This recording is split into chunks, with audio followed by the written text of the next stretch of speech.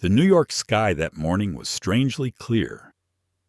On AeroGlobal Air Flight 709, 8-year-old twin boys, Noah and Nathan Carter, sat by the window, watching the clouds drift by as if the world were nothing but excitement and freedom. Their dreadlocks were tied back, studded with small wooden beads that their mother had carefully braided that morning. To her, it was more than hair, it was heritage, history, pride.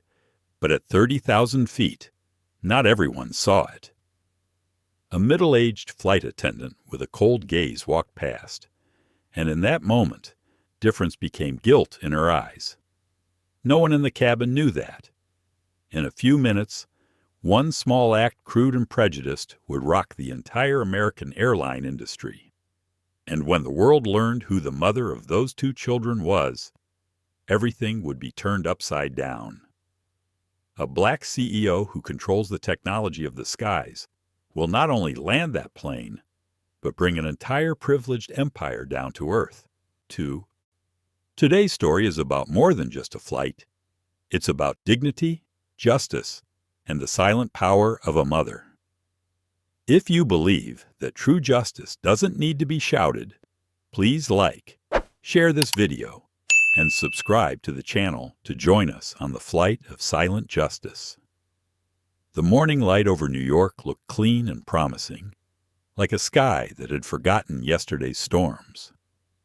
Inside Gate 42, two small figures sat on the plastic seats, identical twins, 8 years old, shoes dangling just above the floor. Noah and Nathan Carter. They carried matching backpacks, the kind that made them look like tiny explorers on a secret mission. Their dreadlocks were neatly tied, small wooden beads woven through the strands. The beads caught the sunlight that slipped through the airport glass, throwing bits of gold on their dark skin. They weren't loud. They didn't fidget. Just two boys waiting to fly to Dallas. The flight attendant at the counter glanced over once, then again. "Unaccompanied minors," she murmured to her colleague. He nodded without much thought. When the boarding call echoed through the terminal, the boys stood together, their hands instinctively finding each other's. They walked down the jet bridge small steps, steady, polite, carrying a kind of innocence the world too often mistakes for fragility. In the cabin, the morning light spread across rows of Navy seats, the hum of air conditioning mixed with the faint hiss of the engine outside. Paul Rivers, the lead flight attendant, greeted them with a kind smile. He'd been flying for 22 years and could spot good manners a mile away. "Morning, gentlemen," he said. "Welcome aboard." Noah grinned. "We're flying by ourselves today." "You don't say." Paul smiled. "Then you're my co-pilots for this flight." The boys laughed quietly, choosing two window seats in row 18. Their small shoulders brushed as they pressed their faces to the oval window, watching the ground crew move carts and cables below. For a moment, it was just that two children marveling at how big the world looked when you were about to leave it behind. Across the aisle, a woman watched them. Diana Moore. Her uniform was crisp, her hair pulled so tight it seemed to hold her jaw in place. Years of service had hardened her tone into efficiency. She had long stopped seeing passengers. She saw categories, families, businessmen, tourists, and others. Her eyes lingered on the boys' hair, the beads, the color of their skin. A faint wrinkle drew between her brows. She looked away, but not before muttering under her breath, "We'll see how this goes." Noah didn't notice. Nathan didn't either. They were too busy arguing about which cloud looked more like a dragon. The plane began to taxi. Sunlight poured in through the oval glass, painting the cabin in pale amber. The reflection caught the small beads in Noah's hair again, glimmers of light that seemed to dance as the plane turned toward the runway. The camera would have lingered there if this were a film on that fragile, golden reflection. Because sometimes the smallest beauty comes right before the world decides to test it. At 10:07 a.m., Flight 709 lifted off from JFK, rising above a city that never looked back. Paul moved down the aisle, checking seatbelts, smiling, offering drinks. His voice was soft, professional, practiced. Behind him, Diana followed, her tray cart rattling softly against the carpet. When she reached row 18, she paused. 2 cups of apple juice, half empty, sat between the boys. A coloring book lay open on the tray table. Crayon marks of planes, clouds, and stick figures holding hands. "Excuse me," she said flatly.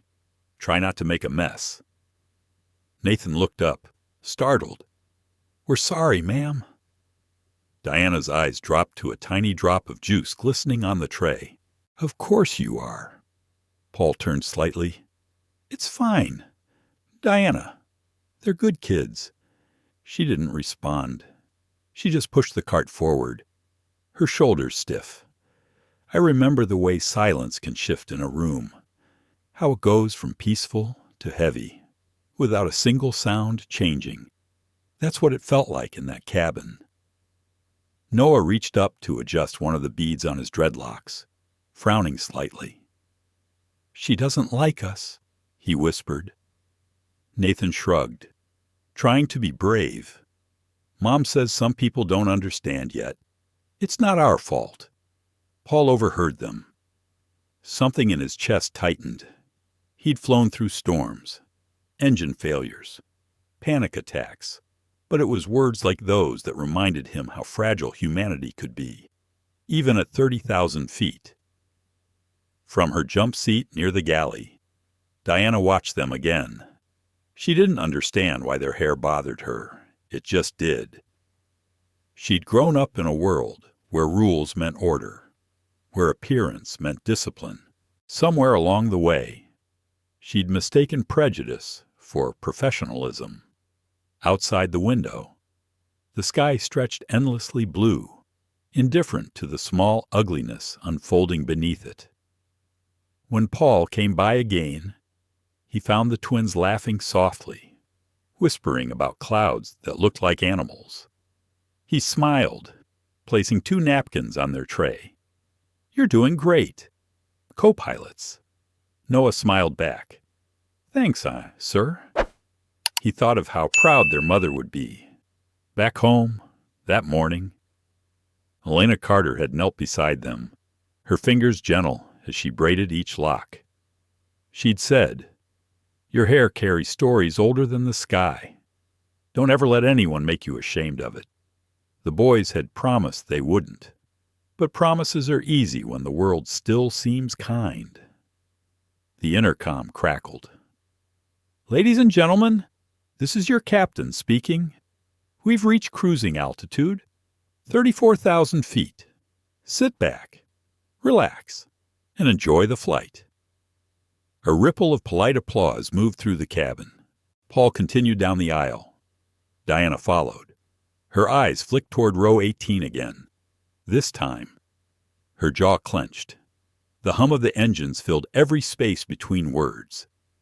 Outside, sunlight painted the clouds gold.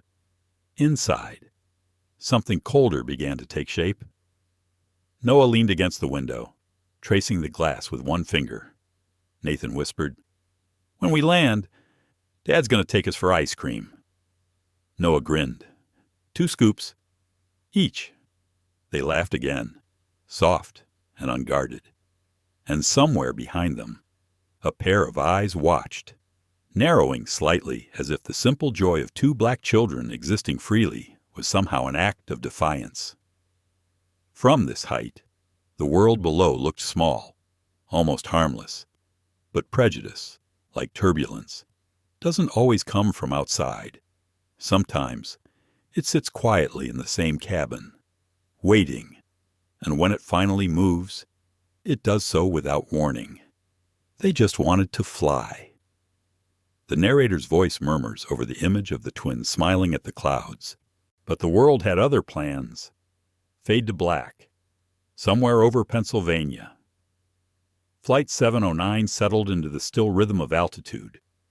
The seatbelt sign dimmed.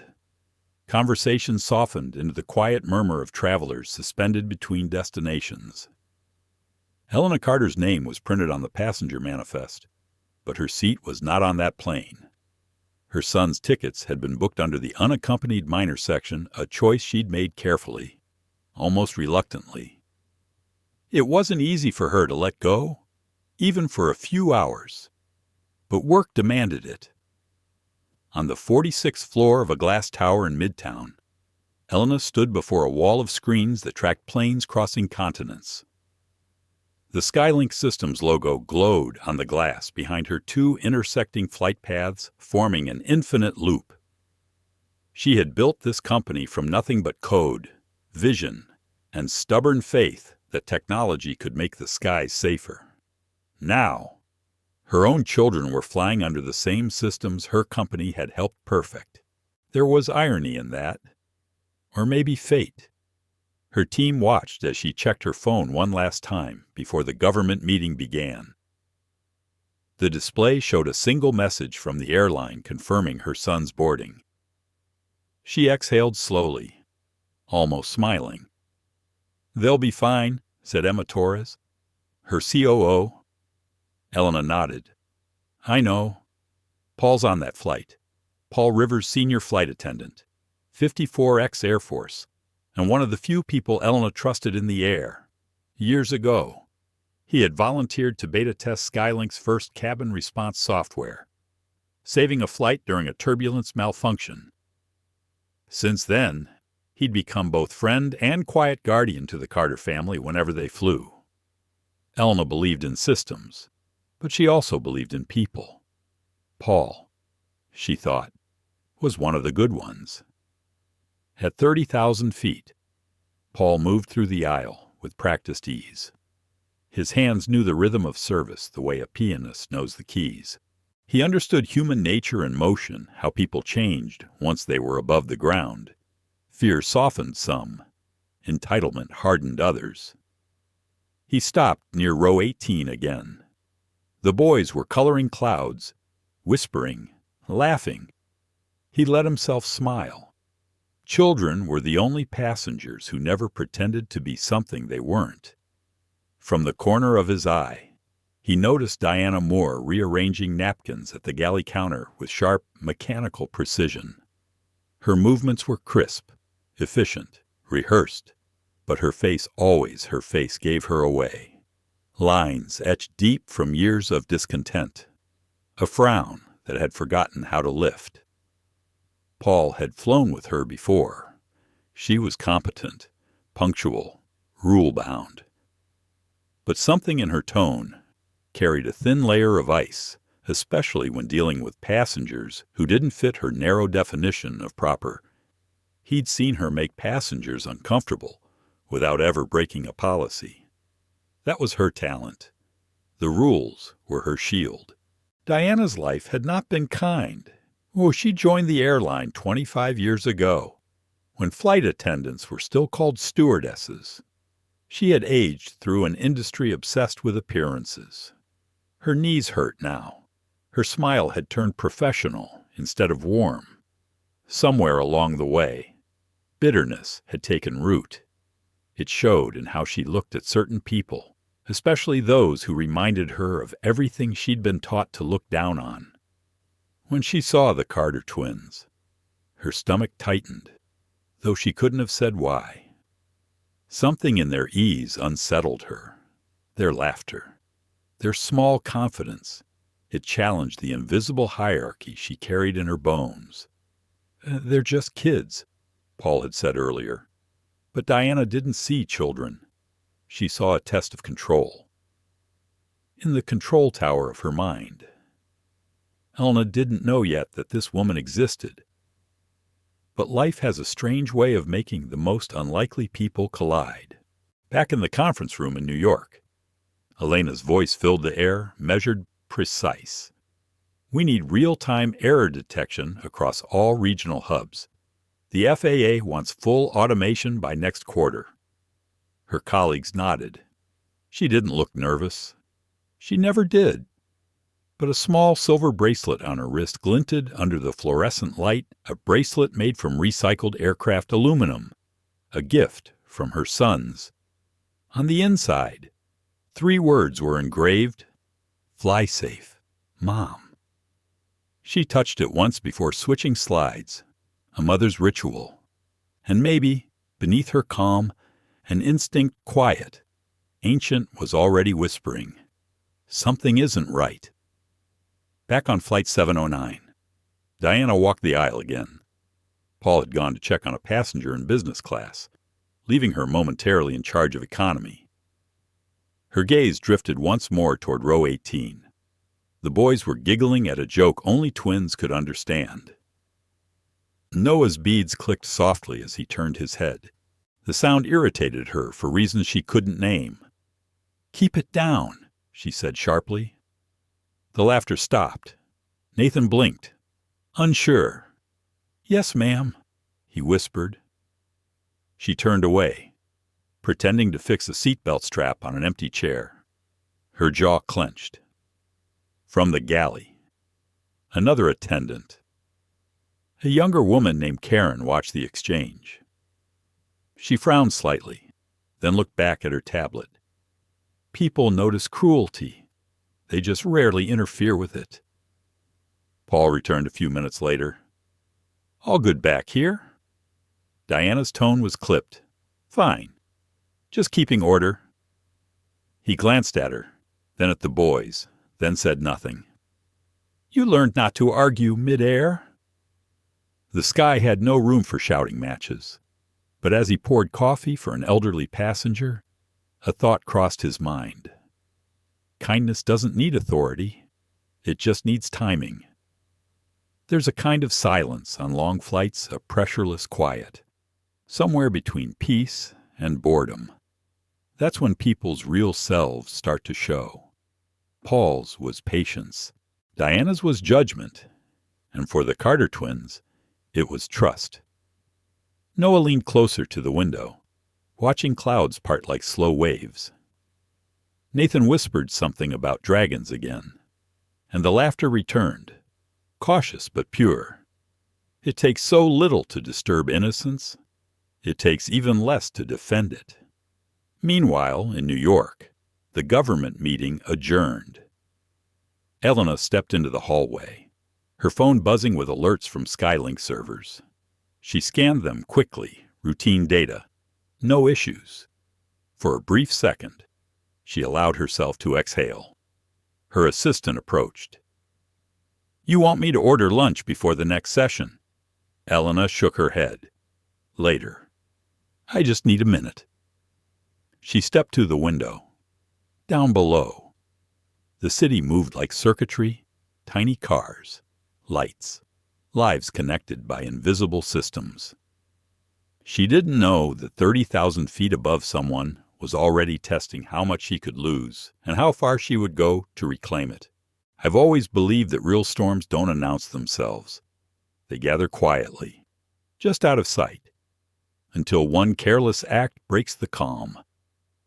At that altitude, no one could hear the sound of what was about to begin. Before Flight 709 left the ground, before the clouds swallowed its silver wings, that morning had been soft and golden in the Carter household. The apartment stood high above Manhattan, the city still half asleep below. Sunlight fell through the tall windows, touching everything with that clean brightness only early mornings can bring. The smell of fresh coffee mixed with the faint scent of coconut oil. In the living room, Elena Carter sat cross-legged on the rug, her laptop open beside her but forgotten.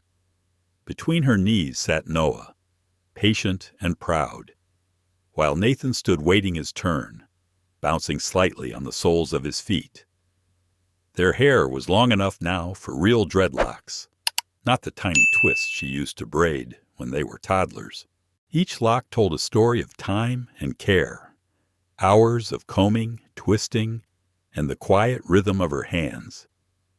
She worked slowly, parting a section, smoothing it with oil, weaving in a small bead of polished wood. "Why the beads?" Mom Noah asked. "So you remember who you are when the world tries to tell you otherwise." Her voice was even, deliberate.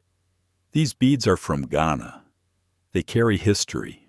When you walk, they'll make a sound soft, but strong. That sound belongs to you." Nathan grinned, like warriors. "Exactly." She smiled, but the kind who fight with their minds, not their fists. The twins exchanged a quick glance. That silent language only twins understand, and both laughed. Elena's fingers paused for a moment. She looked at them, their smooth cheeks, the small dimple that appeared only when they smiled together, and felt a tightening in her chest. Pride and fear, inseparable. In her line of work, she understood turbulence, algorithms, and pressure. What she couldn't calculate was the weight of letting her sons go out into a world that didn't always see them as children. I remember thinking that morning, how fragile freedom looks on the young. How the smallest moment, an airport check, a stranger's stare can twist innocence into something heavier. But she had taught them grace, to hold their heads high, to walk with quiet strength. That, she hoped, would be enough. Her phone buzzed on the table. Emma Torres again, reminding her about the federal meeting. Elena silenced it and returned to the task at hand. "One more bead," she said, fastening the last lock in Noah's hair. "There. Now you're ready to fly." Noah turned to the mirror. "You think Dad will like it?" "Your father loves everything about you," she said, her voice softer. "And when he sees you, he'll say the same thing I'm about to say. You look like kings." Nathan laughed. "Kings with backpacks?" Elena smiled. "Even kings need backpacks. Knowledge is their armor." The boys erupted in laughter, and for a moment, the apartment was filled with the sound of childhood, bright, fleeting, untouchable. Later, at the breakfast table, she poured juice while they argued over who would get the window seat. Noah insisted he was older by 7 minutes. Nathan disagreed on principle. "Flip a coin," Elena said. "That's how adults handle power struggles." They stared at her, then at each other, and burst out laughing again. She let them have that victory. But beneath the lightness, her heart was heavy. The meeting she was heading to wasn't just another policy review. It was a high-level consultation with the Department of Transportation and the Vice President's office discussions about AI-based flight control systems that would redefine national aviation. SkyLink Systems was at the center of it, and Elena was its face. The irony wasn't lost on her. She could redesign the sky, but she couldn't redesign human prejudice. When it was time to leave, the boys put on their jackets. Nathan had packed a sketchbook. Noah, a toy model of an airplane. Both carried the same eagerness to prove they were grown-ups now. "Mom," Nathan said, "you sure it's okay? We can handle the flight alone." She crouched down, looking into their eyes. "I know you can. But remember, being strong doesn't mean fighting. It means knowing when to stay calm." Noah nodded solemnly, "Like you always do." Her lips curved into a faint smile. "Like I try to." She walked them downstairs, hand in hand, the city now fully awake. Their driver loaded the luggage while she crouched again, tightening one strap on Nathan's backpack. "When you get there," she said, "call me before you leave the airport, and listen to the crew. Paul will look out for you." "Mr. Rivers?" Noah asked. "Yes," she said. "The tall one with gray hair. He's kind. You'll know." They hugged her, quick and warm, the way children do when they're excited but still tethered by love. In the car, as it pulled away toward JFK, both boys pressed their faces to the window, waving until she disappeared from view. Elena stayed on the curb long after the car turned the corner. She wasn't the kind of woman who believed in omens, but the morning wind that brushed her face felt colder than it should have been. I remember standing there, watching the empty street, wondering why goodbyes always carry a weight we don't fully understand until later. At the airport, the twins were a picture of composure. They checked in, followed instructions, and even thanked the attendant who pinned the unaccompanied minor tags on their shirts. In the waiting lounge, Noah fiddled with one of his beads. "You think Mom's nervous?" Nathan shrugged. "She trusts us. Dad says when you're brave, someone's always watching over you. Maybe that's what she's doing right now." Nathan said. Maybe she was. Back in Manhattan, Elena walked into the marble lobby of the Federal Building, surrounded by aides and officials. Her heels echoed against the floor like steady heartbeats.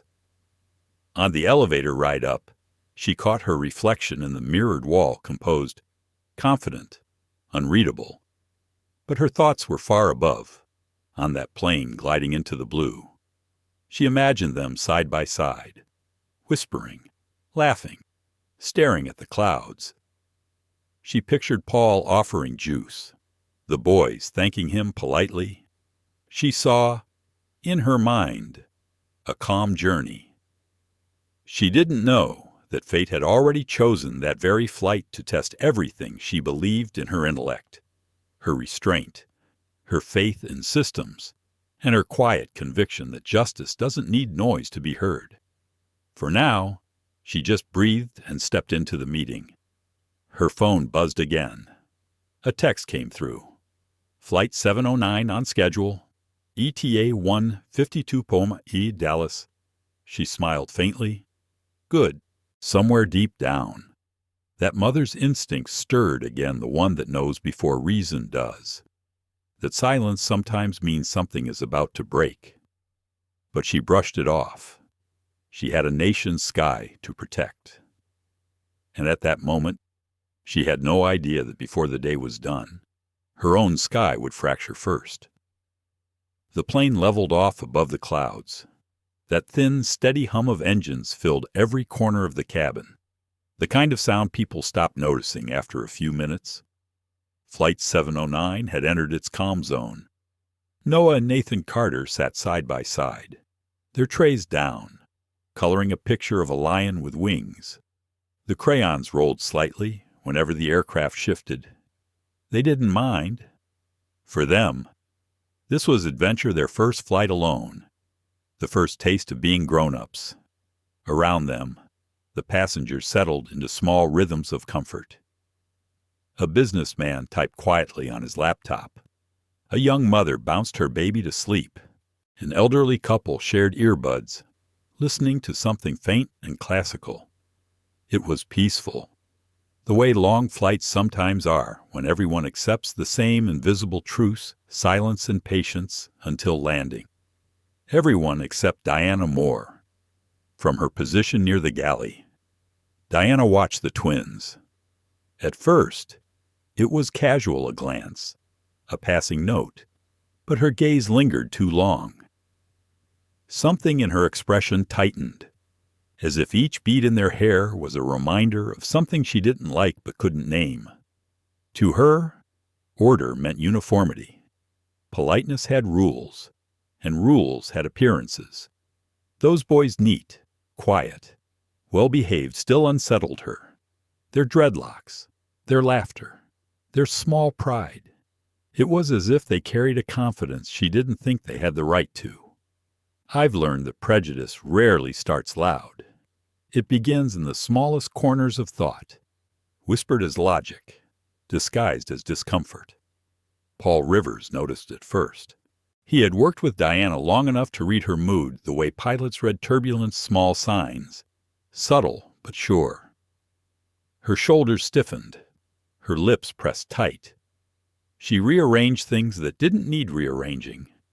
He sighed quietly, pretending to check the passenger list. "You okay?" "Diana, fine," she said, too quickly. "Just doing my job." Her eyes darted again toward row 18.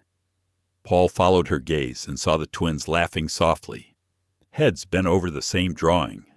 They looked harmless, radiant even, with that natural joy children carry before the world starts to teach them fear. He smiled. "Good kids." Diana didn't answer. In row 17, Mrs. Helen Brooks, 72. Retired teacher turned slightly in her seat, watching the boys, too. Her smile was kind. "You two flying alone?" she asked gently. Noah nodded. "Yes, ma'am. We're visiting our dad in Dallas." "How wonderful," she said. "My husband and I took our first flight to Dallas 50 years ago. Don't let anyone tell you the clouds ever get old." The boys laughed. "Yes, ma'am."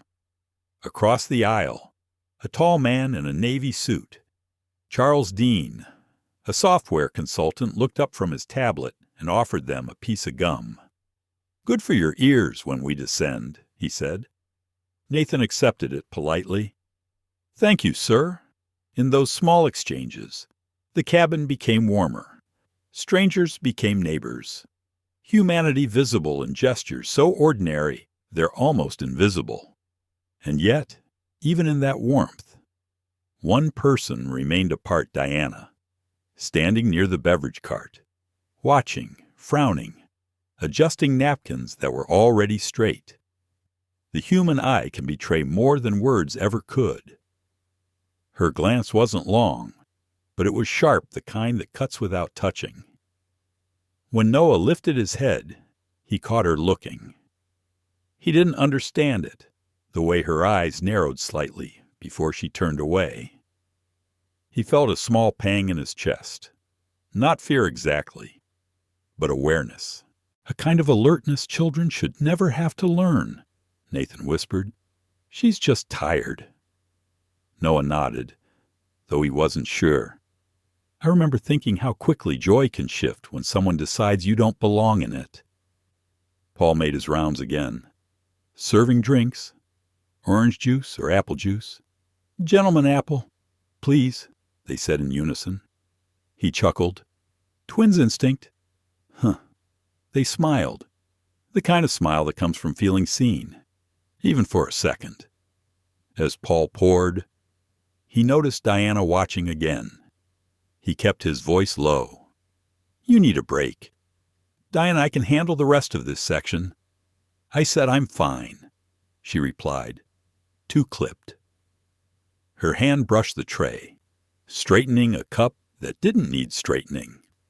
Her reflection in the metal cart looked hard and tired, a woman convinced she was keeping order while something uglier was keeping her. Outside, the sky was a quiet white. The plane floated steady above a sea of clouds. Inside, tension began to curl through the air, invisible but growing. Mrs. Brooks unwrapped a cookie and offered it to the boys. They thanked her. "Mr." Dean returned to his emails. The baby up front finally slept. Everything looked normal, but normality is often the mask chaos wears just before it shows its face. Diana turned toward the galley, pretending to check the supply manifest. Her hands moved quickly, unnecessarily, the way people move when trying to outrun their own thoughts. To her, those boys were not simply passengers. They were symbols of noise, of nonconformity, of something she didn't understand, but had learned to disapprove of. Maybe it was years of resentment, maybe something she'd absorbed from a world that rewarded quiet prejudice.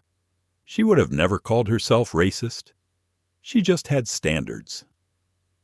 The beads clicked again when Noah laughed. That sound faint, rhythmic, set something off in her. She exhaled sharply. "Children should keep their hands still," she muttered, not loud enough for Paul to hear. Her reflection in the stainless steel coffee pot flickered, distorted by the motion of the plane. Paul returned once more. "Everything all right?" he asked softly. She looked up, startled, then forced a smile. Of course. He didn't push. There are moments when silence is the wiser warning, but he kept an eye on her. Years of flying had taught him that danger doesn't always wear a weapon. Sometimes it wears a uniform. In row 18, the twins finished their coloring page. Nathan folded it carefully, tucking it into his backpack. Noah pressed his forehead against the glass. The world below looked endless. The sunlight bounced off the engine wing, and for a moment his reflection merged with the sky. He whispered, "It's so big up here." Nathan smiled. "Mom says that's why we should always look up." I think about that line often, how simple it sounded, how heavy it would soon become. Diana walked past again, slower this time. Her perfume lingered in the air, sharp and citrus. She paused beside them, gaze scanning the tray table, the small carton of juice. "Try not to spill," she said. Her tone was polite on the surface, but her eyes didn't match the words. Noah looked up, unsure whether to nod or speak. "Sorry, ma'am," he said softly. Her lips curved not a smile, not quite a sneer, something in between. Then she walked away. "Mrs." Brooks frowned, glancing toward Paul. He noticed her expression, then looked back at Diana. Nothing had happened yet, not in any official sense. No raised voices, no confrontation, only air, colder now, thickening quietly between rows 17 and 18. The first drop before the storm. At 11:00 m, the cabin lights dimmed slightly.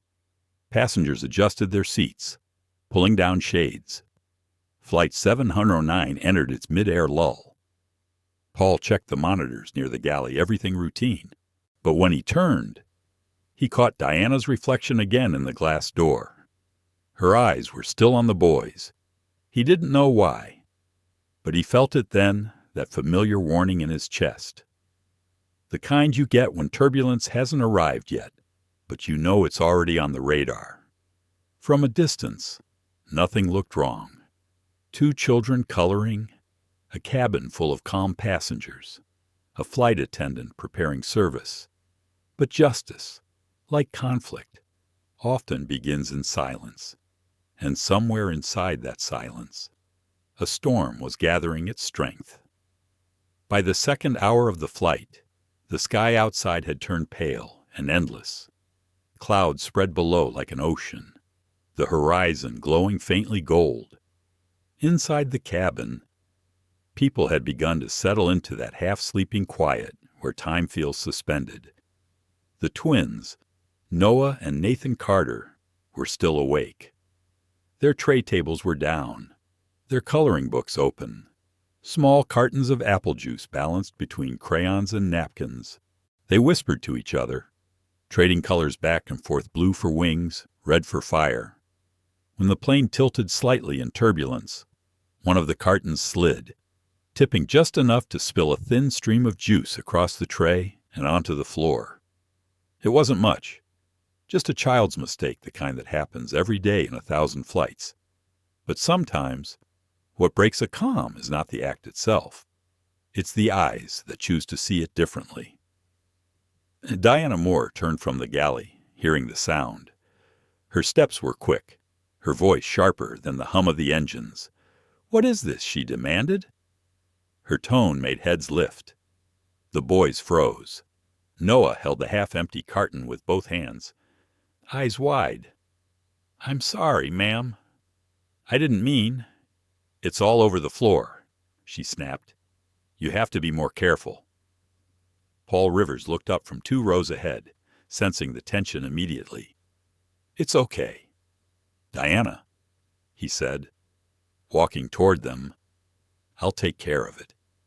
She didn't move. "They need to learn. Every time it's the same thing. Sticky seats, mess everywhere." Paul frowned. "They're kids. Diana."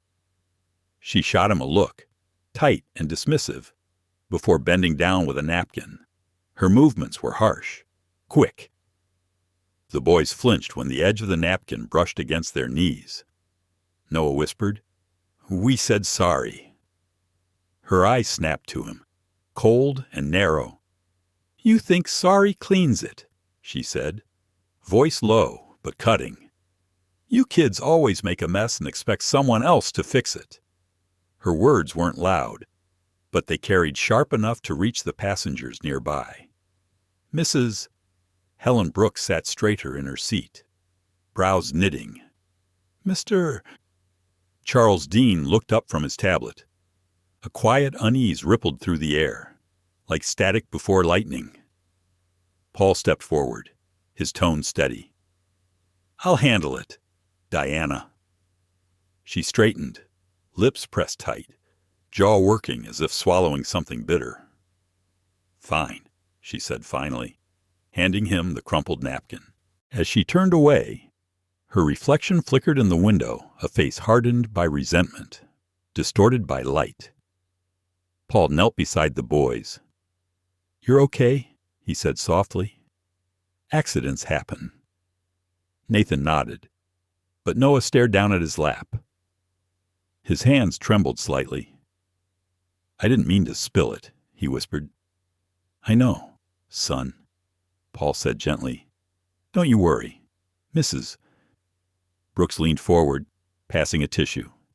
"Here, sweetheart," she said kindly. Noah took it, managing a small thank you. The tension eased him. For a moment, people turned back to their screens, their books. The hum of the engine seemed to smooth over the discomfort. But Diana Moore wasn't done. Back in the galley, she opened the service drawer and took out the cleaning kit. Her movements were quick, precise. A small pair of silver scissors clinked as she placed them on the counter. She wasn't thinking clearly, or maybe she was thinking too clearly. In that dangerous way people do when anger disguises itself as duty. They need discipline, she told herself. Someone should teach them how to behave. Her reflection in the metal surface stared back, almost unrecognizable. I've seen that look before, the one people wear right before they cross a line they can't return from. Paul was in the cockpit relay, talking to Captain Rogers about turbulence reports when it happened. Diana walked back down the aisle, the scissors hidden in her hand, tucked beside the cleaning cloths. Her steps were steady, deliberate. The twins were whispering again, quietly, trying to forget the moment before. Noah had a small stain on his sleeve, a tiny spot of juice he hadn't noticed. Diana stopped beside them. "Didn't I tell you to be careful?" she said. Nathan looked up, nervous. "We cleaned it, ma'am." She leaned closer. "You think this looks clean. Look at you, your hair, your clothes, always messy, always the same." Her voice had dropped to a near hiss, low enough that only the rows nearby could hear, but the venom was unmistakable. Before anyone could react, she reached down, fingers grabbing one of Noah's dreadlocks. He gasped, startled. "Wait!" The sound that followed was small, metallic, the faint snip of steel. Then another, then another. 3 soft cuts, clean and merciless. A few strands fell into her palm, still warm from his scalp. For a heartbeat, no one moved. Then Noah screamed. The sound was raw, pure, echoing through the cabin with a pain too real for words. Nathan's eyes widened. "Stop! Don't!" he cried, pushing her arm away. "Mrs. Brooks stood so fast her seatbelt strap snapped back. "What on earth are you doing?" Passengers turned, shocked, confused. Phones lifted instinctively. Paul heard the cry from the front and ran. When he reached row 18, he saw Noah clutching his head, tears streaming down his cheeks, 3 small tufts of hair on the floor. Diana still stood over him, scissors in hand, her face pale but defiant. For a long second, Everything froze: the hum of the engines, the whisper of the air vents, the heartbeat of the moment. Then Paul's voice cut through, firm and low. "Give me those." She blinked, as if waking from a trance. Aya's hair was now. Her hand trembled. She set the scissors on the tray. Paul picked them up, jaw tight. "You're done. Diana, sit in the jump seat." Passengers were murmuring now, filming, whispering, horrified. "Mrs." Brooks crouched beside Noah, pulling him gently into her arms. "It's okay, baby. You're safe. No one's going to hurt you." Noah shook, sobbing. Nathan's small hand clutched his brother's shoulder. "It's okay," he whispered, though his voice was breaking. Paul looked at the scissors, then at Diana. Her face was unreadable, somewhere between shock and denial. "What were you thinking?" he said quietly. She opened her mouth, then closed it. It was just hair. She muttered, "Just hair." The words hung in the air, cruel and heavy. "Mrs." Brooks turned toward her, eyes burning. "That boy's hair is his identity," she said. "You don't touch a child without permission, ever." "Mr." Dean stood now, his phone recording. "Captain needs to know." He said, "Right now." Paul nodded. "He will." The intercom buzzed softly. "Paul, what's going on back there?" He pressed the button, his voice controlled. "We've had an incident, Captain, a serious one. I recommend we prepare to divert." A pause. Then, "Understood. Keep the situation contained." Contained, as if what had just happened could fit inside a word.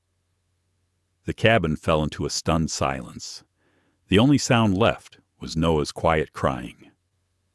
"I've been in rooms where justice begins, and it always sounds the same, not with shouting, not with noise, but with silence so deep it trembles." Paul knelt again, handing Mrs. Brooks a tissue, then looked at the small tufts of hair on the floor. He picked them up gently, as if they were sacred. "We'll fix this," he said softly. "I promise." Outside, the clouds kept moving, unaware, but inside that cabin, something fundamental had shifted. An invisible line crossed, a truth exposed, and for the first time since the flight began, everyone could feel it. The air itself had changed. For a moment, there was no sound, just the low hum of the engines, indifferent to what had just happened in row 18. Noah's scream had torn through the calm like lightning, and then silence fell, heavy and disbelieving. Paul Rivers moved first. Years of training taught him how to react when something went wrong in the air turbulence. Panic, a medical emergency. But this was different. This was human. He lunged forward, grabbing the scissors from Diana's hand with a force that startled her. The metal slipped from her fingers and clattered onto the tray table. The sound sharp, final. "Enough," Paul said. His voice didn't rise. It didn't have to. It carried the weight of something older than anger, authority born of decency. Diana's mouth opened, but no words came. The color drained from her face. Noah sat frozen, one hand on his head, eyes wide and wet. The small cut locks of his hair clung to his lap like feathers after a storm. Nathan wrapped an arm around him, trembling but trying to be brave. "Don't touch him, Mrs." Helen Brooks said, her voice steady despite the tremor in her hands. She had already unbuckled her seatbelt and moved down the aisle, her presence commanding in the way age sometimes can be, not loud, just certain. "You stay right there," she said to Diana. "Don't you dare take another step." Other passengers were standing now. Mr. Charles Dean, tall and measured, rose from his seat, his phone already recording. The red light blinked silently as he spoke. Everyone needs to stay calm. I've got this on video." Diana took a step back, her face tightening. It was assault. Mister, Dean interrupted quietly. Still filming. You don't cut a child's hair. You don't touch anyone's body without consent. Paul knelt beside the twins. It's all right, boys, he said gently. You're safe now. He reached for a napkin, trying to steady his hands as he brushed the cut hair from Noah's lap, collecting each strand with the care of someone handling evidence, or something sacred. I didn't mean, Diana stammered, voice cracking. They were making a mess. Their hair was stop talking. Mrs., Brooks said sharply. Her tone left no room for debate. Every word you say is making this worse. The baby in the front row began to cry. Someone whispered to another. Did she really cut his hair? Phones lifted all around, small blue screens glowing like judgment. Paul stood, holding the scissors at his side. He looked at Diana. Go to the galley, he said. Now. She hesitated. Paul. Now. Something in his eyes told her there would be no discussion. She turned, almost mechanical, and walked down the aisle, each step echoing in the thick quiet. I've always thought that silence after a wrong act is its own kind of punishment. It forces people to hear themselves, to face the space where their excuses no longer fit. Paul turned to Mrs. Brooks. Thank you, ma'am, he said softly. Can you stay with them while I call the captain? Of course, she said, sitting beside the boys. She reached for Noah's hand. Sweetheart, it's going to be all right. I promise you. Noah's tears had slowed, but his shoulders still shook. She cut my hair, he whispered, voice small and broken. I know, Mrs., Brooks said, her voice gentle. And the whole world's going to know, too. Nathan looked up at her, eyes glistening but fierce. She called us dirty. Mrs. Brooks' throat tightened. Then she was wrong. Baby, she was so wrong. Across the aisle. Mr.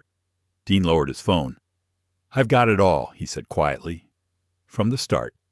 Every word. Paul nodded. Thank you, sir. Please save that footage. The captain will need it.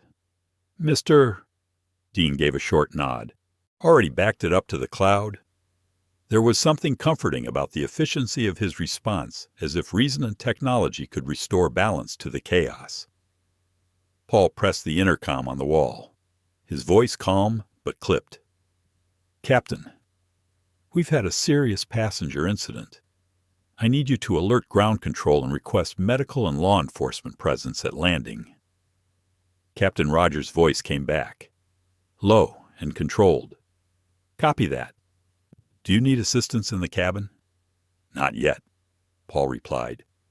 He glanced at Noah and Nathan, then at Mrs. Brooks, who gave a small nod of reassurance. Situation contained for now? Contained. Such a sterile word for something so raw. He knelt again, pulling a blanket from the overhead bin. Here, boys, he said, wrapping it around them both. Try to breathe. We're going to take care of everything. Okay, Noah sniffled, nodding faintly. I want my mom, he whispered. Paul swallowed hard. We'll call her soon. I promise. At the back of the plane, Diana sat on the jump seat, staring straight ahead. The scissors were gone, but her hands kept moving as if still holding them. Her reflection in the small window was pale, drained, trembling. She could hear the whispers every seat in the cabin, murmuring fragments of her name, her actions, her disgrace.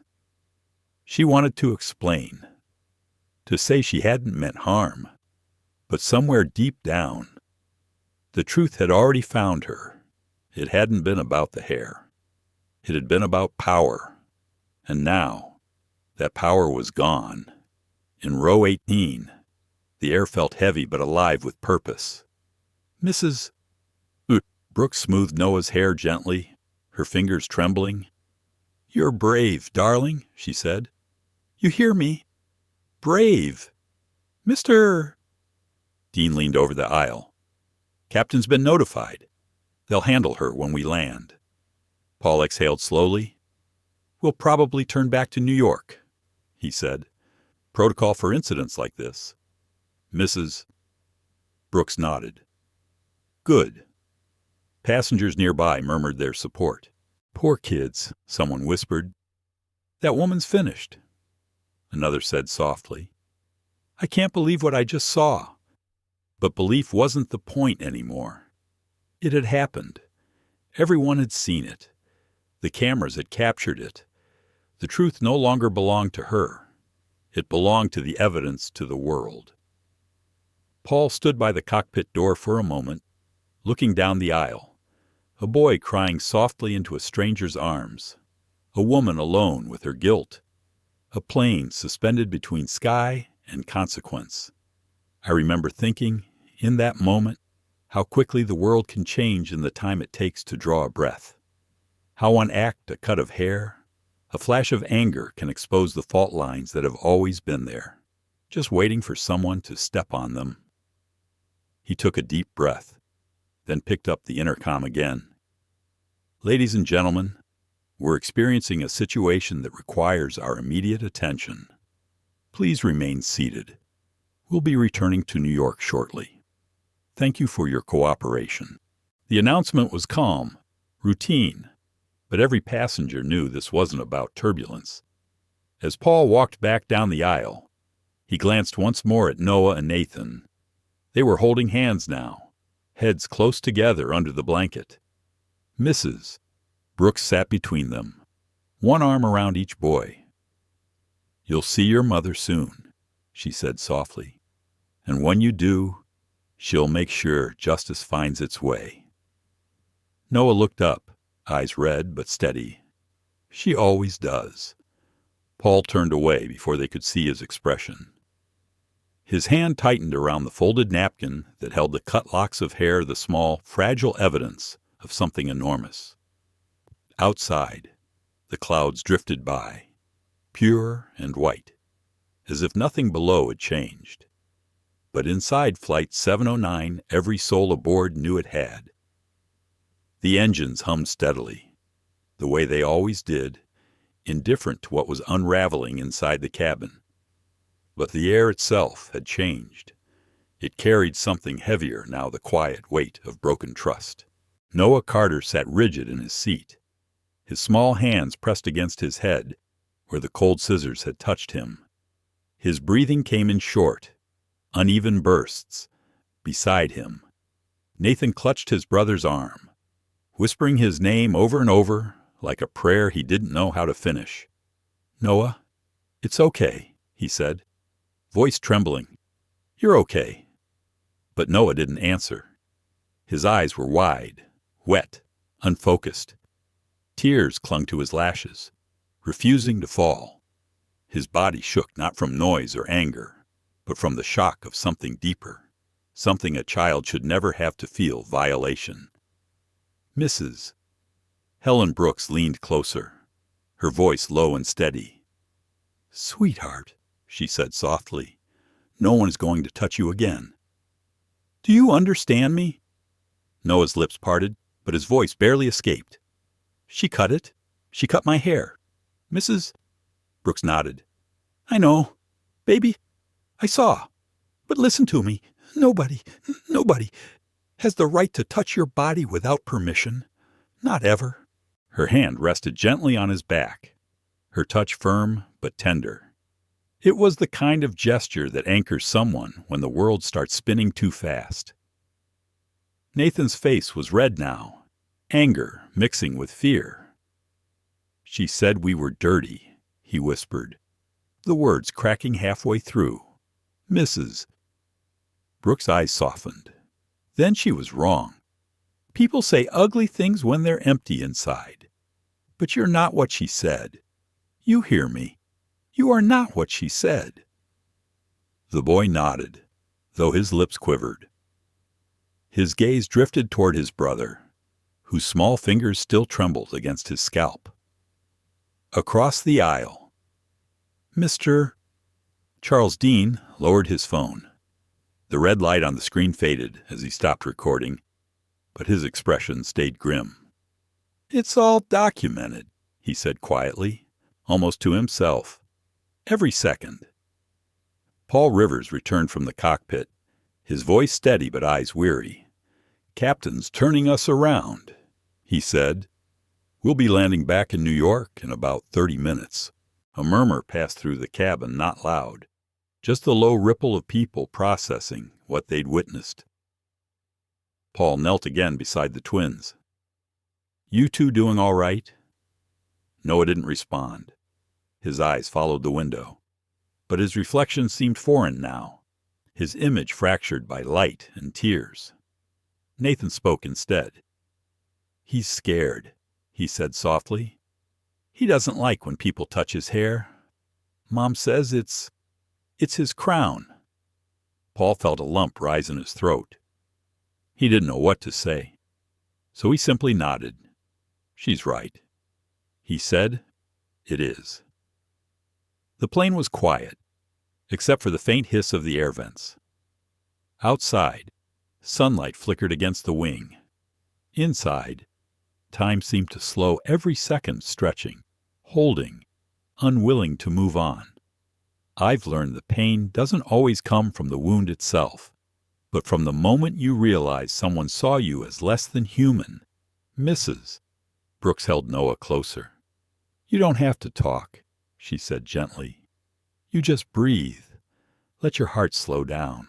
He nodded faintly, his small frame relaxing just enough for her to feel it. She smoothed his hair, what was left of it, her fingers careful, reverent, as though touching a wound she couldn't heal but wanted to honor. Paul stood and moved to the galley. Through the small window in the door, he could see Diana sitting on the jump seat, her face pale, eyes fixed on the floor. The scissors were gone, but guilt hung around her like a shadow. He didn't speak. There was nothing left to say that would reach her now. Back in row 18, Noah began to cry again. Not the loud sobbing of a tantrum, but quiet, broken sounds that came from somewhere deep. His shoulders trembled, his head buried in Mrs. Brooks' arm. Nathan wiped his own tears quickly, like he thought crying would make things worse. She didn't even ask. He said, "She just did it." Mrs. Brooks' heart clenched. "I know. Honey, I know." She glanced at Paul, her eyes sharp with resolve. Does his mother know yet? Paul hesitated. Not yet. We'll contact her once we're on the ground. Captain wants everything handled through proper channels. Mrs. Brooks' jaw tightened. Proper channels, she repeated quietly. Sometimes that's what they say when they mean delay. Paul met her gaze. Not this time. He turned back to the intercom, relaying updates to the cockpit. His voice remained professional, but his movements betrayed him, shoulders tense, jaw tight. 20 minutes later, the plane began its descent. The seatbelt sign glowed amber. Passengers shifted, glancing toward the front where Diana sat alone. The tension hung like a curtain, heavy, electric. Nathan looked out the window, eyes wide with confusion. "Why are we going back?" Paul crouched beside them again. "Because sometimes," he said gently, "we have to go back before we can go forward." Noah turned his face toward him, eyes still wet. "Is she going to jail?" Paul hesitated. "That's not for me to say," he said softly. "But there will be consequences. I promise you that." The boy stared at him for a long moment, then nodded slowly. "Mrs." Brooks brushed a tear from Noah's cheek. "Justice takes time," she said, "but it always starts the same way when someone stands up and says, 'This is wrong.' Nathan looked at her. "Did we do that?" Her eyes softened. "You didn't have to. The truth already did." As the wheels lowered, the sound filled the cabin, a deep mechanical rumble, like the world reminding itself of gravity. Paul made a final walk down the aisle, checking seat belts, glancing at the twins. Their small hands were clasped together now, their breathing steady, their faces streaked, but calmer. I remember thinking that courage doesn't always look like defiance. Sometimes it looks like a child sitting still after being broken, choosing to breathe instead of lash out. The plane began its descent through thin clouds, sunlight flickering through the windows. Noah leaned his head against his brother's shoulder, eyes half closed. "Mrs." Brooks whispered. "You're safe now," Nathan whispered back. "She's not." Neither of them smiled. When the landing gear hit the runway, a few passengers clapped instinctively, then stopped, realizing it wasn't that kind of landing. The applause died in their throats.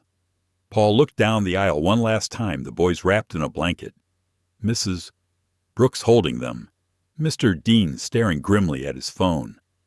Diana still sat alone, her face turned away. Justice hadn't spoken yet, but it was already in motion.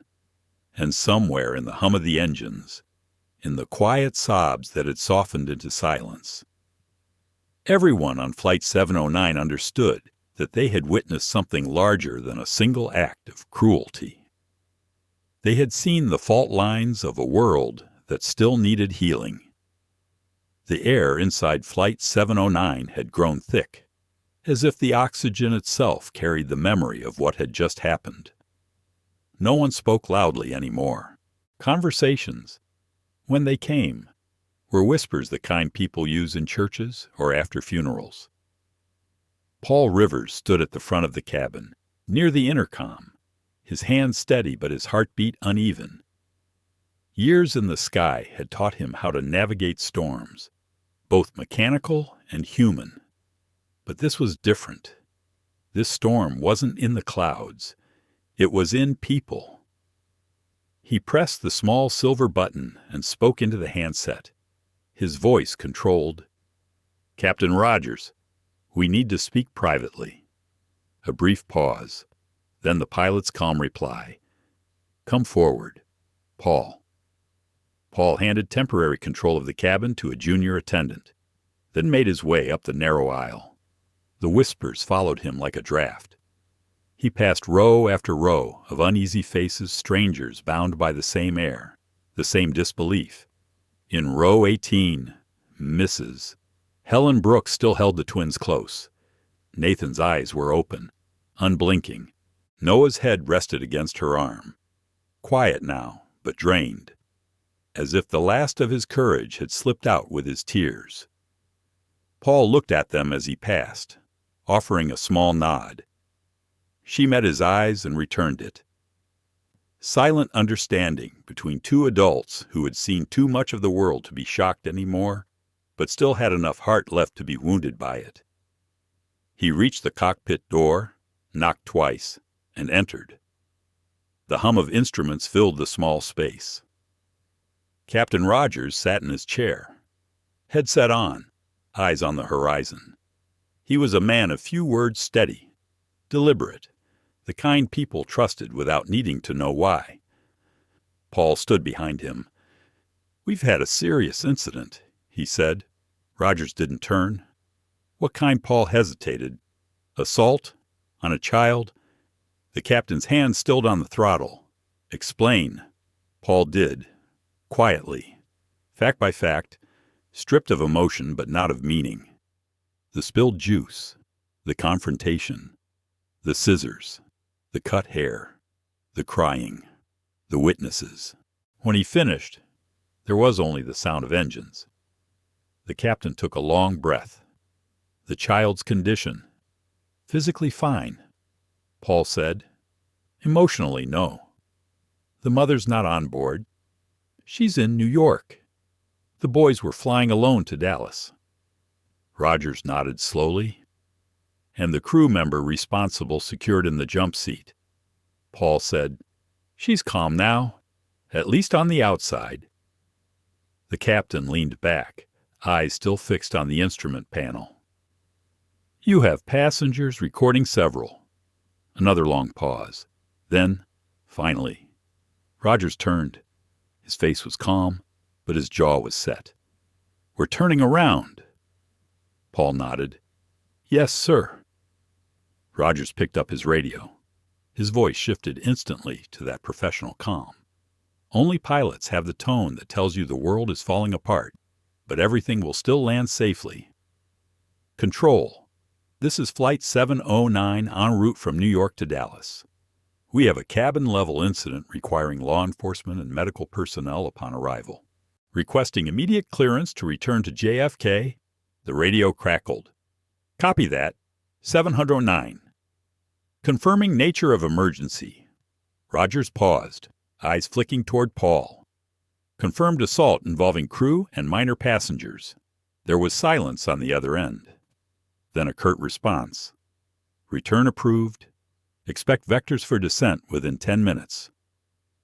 Rogers clicked the channel closed, leaned back, and sighed through his nose. "Get everyone calm." Paul. "No details. Just tell them it's serious and we're returning." "Yes, Captain." Paul hesitated at the door. "Sir," he said quietly. "The kid's mother, Elena Carter, CEO of SkyLink Systems." Rogers looked up, his eyes sharpened slightly. "The SkyLink Carter." Paul nodded. The captain exhaled slowly. "Then this plane isn't just carrying passengers anymore," he said. "It's carrying headlines." Paul returned to the cabin. As the door closed behind him, the atmosphere seemed to thicken. Dozens of eyes watched him, some curious, some anxious, some quietly furious. He walked to the intercom, took a breath, and pressed the button. "Ladies and gentlemen," he began, his tone steady. "This is your senior flight attendant speaking. We've had a situation on board that requires immediate attention upon landing.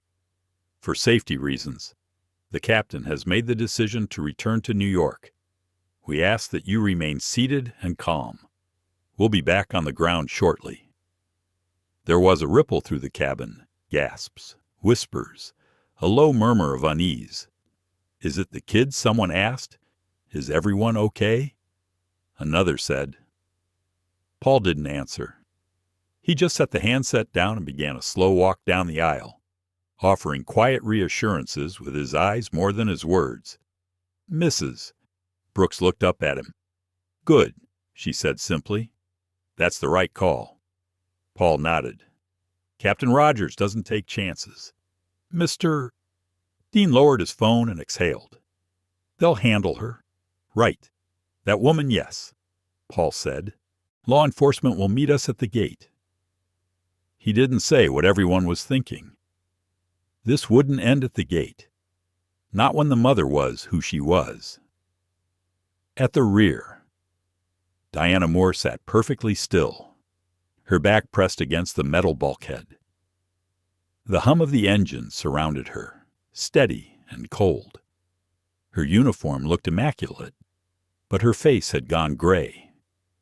She could hear faint murmurs from the passengers, not words, just the rhythm of collective disapproval. It was a sound she'd never heard directed at her before. She closed her eyes, but the image wouldn't leave the boy's face, the scissors in her hand, the small sound of hair being cut. It replayed over and over, each time sharper. I think guilt is the only thing heavier than gravity. It drags you down, even when the world is still flying. In row 18, Mrs. Brooks spoke quietly to the boys. "We're going back to see your mom," she said softly. Nathan's eyes brightened for the first time. "Really?" She nodded. "Really. You'll be in her arms before the day ends." Noah blinked slowly, his voice a whisper. "Will she be mad?" "Mrs." Brooks smiled faintly. "Not at you, sweetheart. She'll be mad at the world, and the world deserves it. Paul stopped beside them.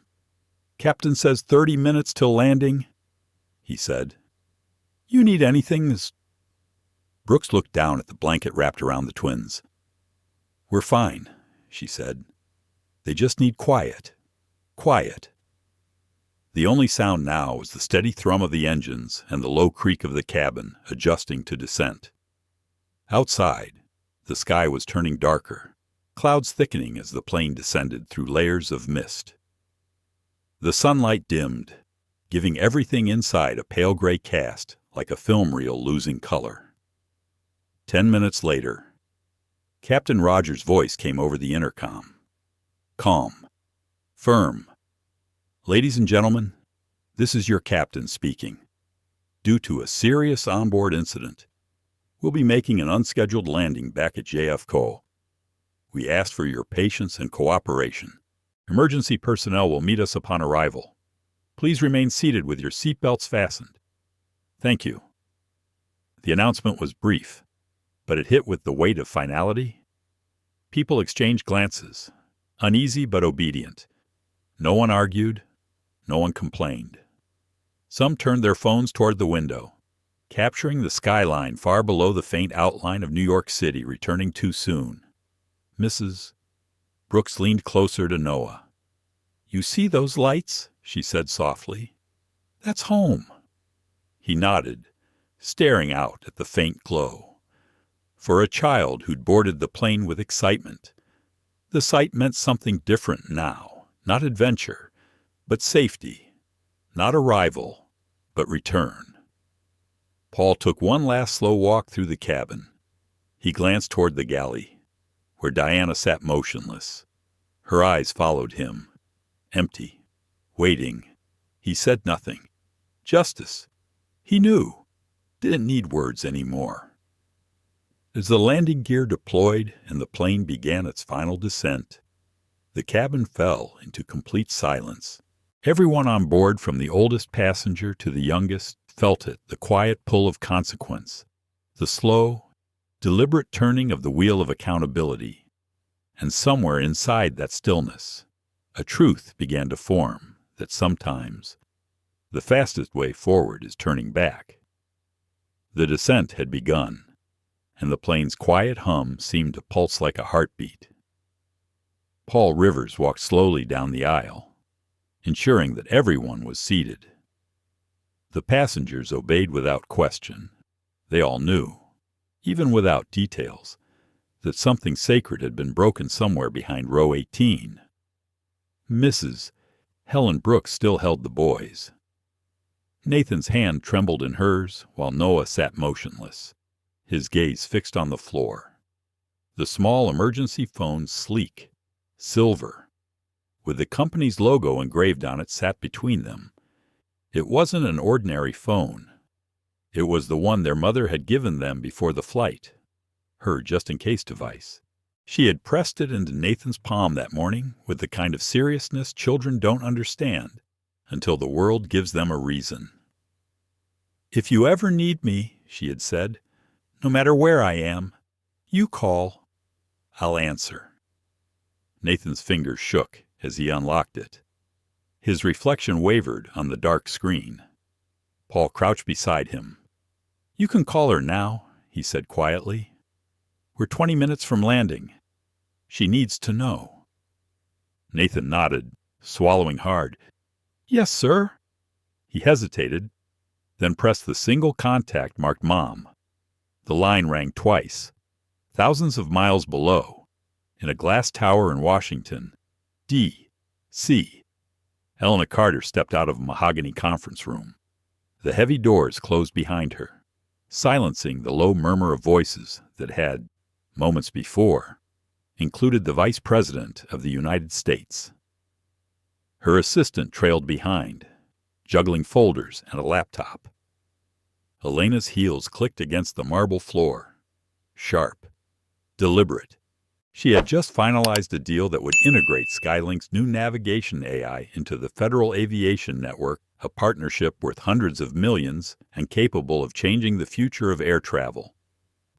But the sound that stopped her wasn't the echo of her footsteps. It was her phone vibrating inside her bag. The display lit up with a single word, "Nathan." Her heart skipped. She pressed the phone to her ear.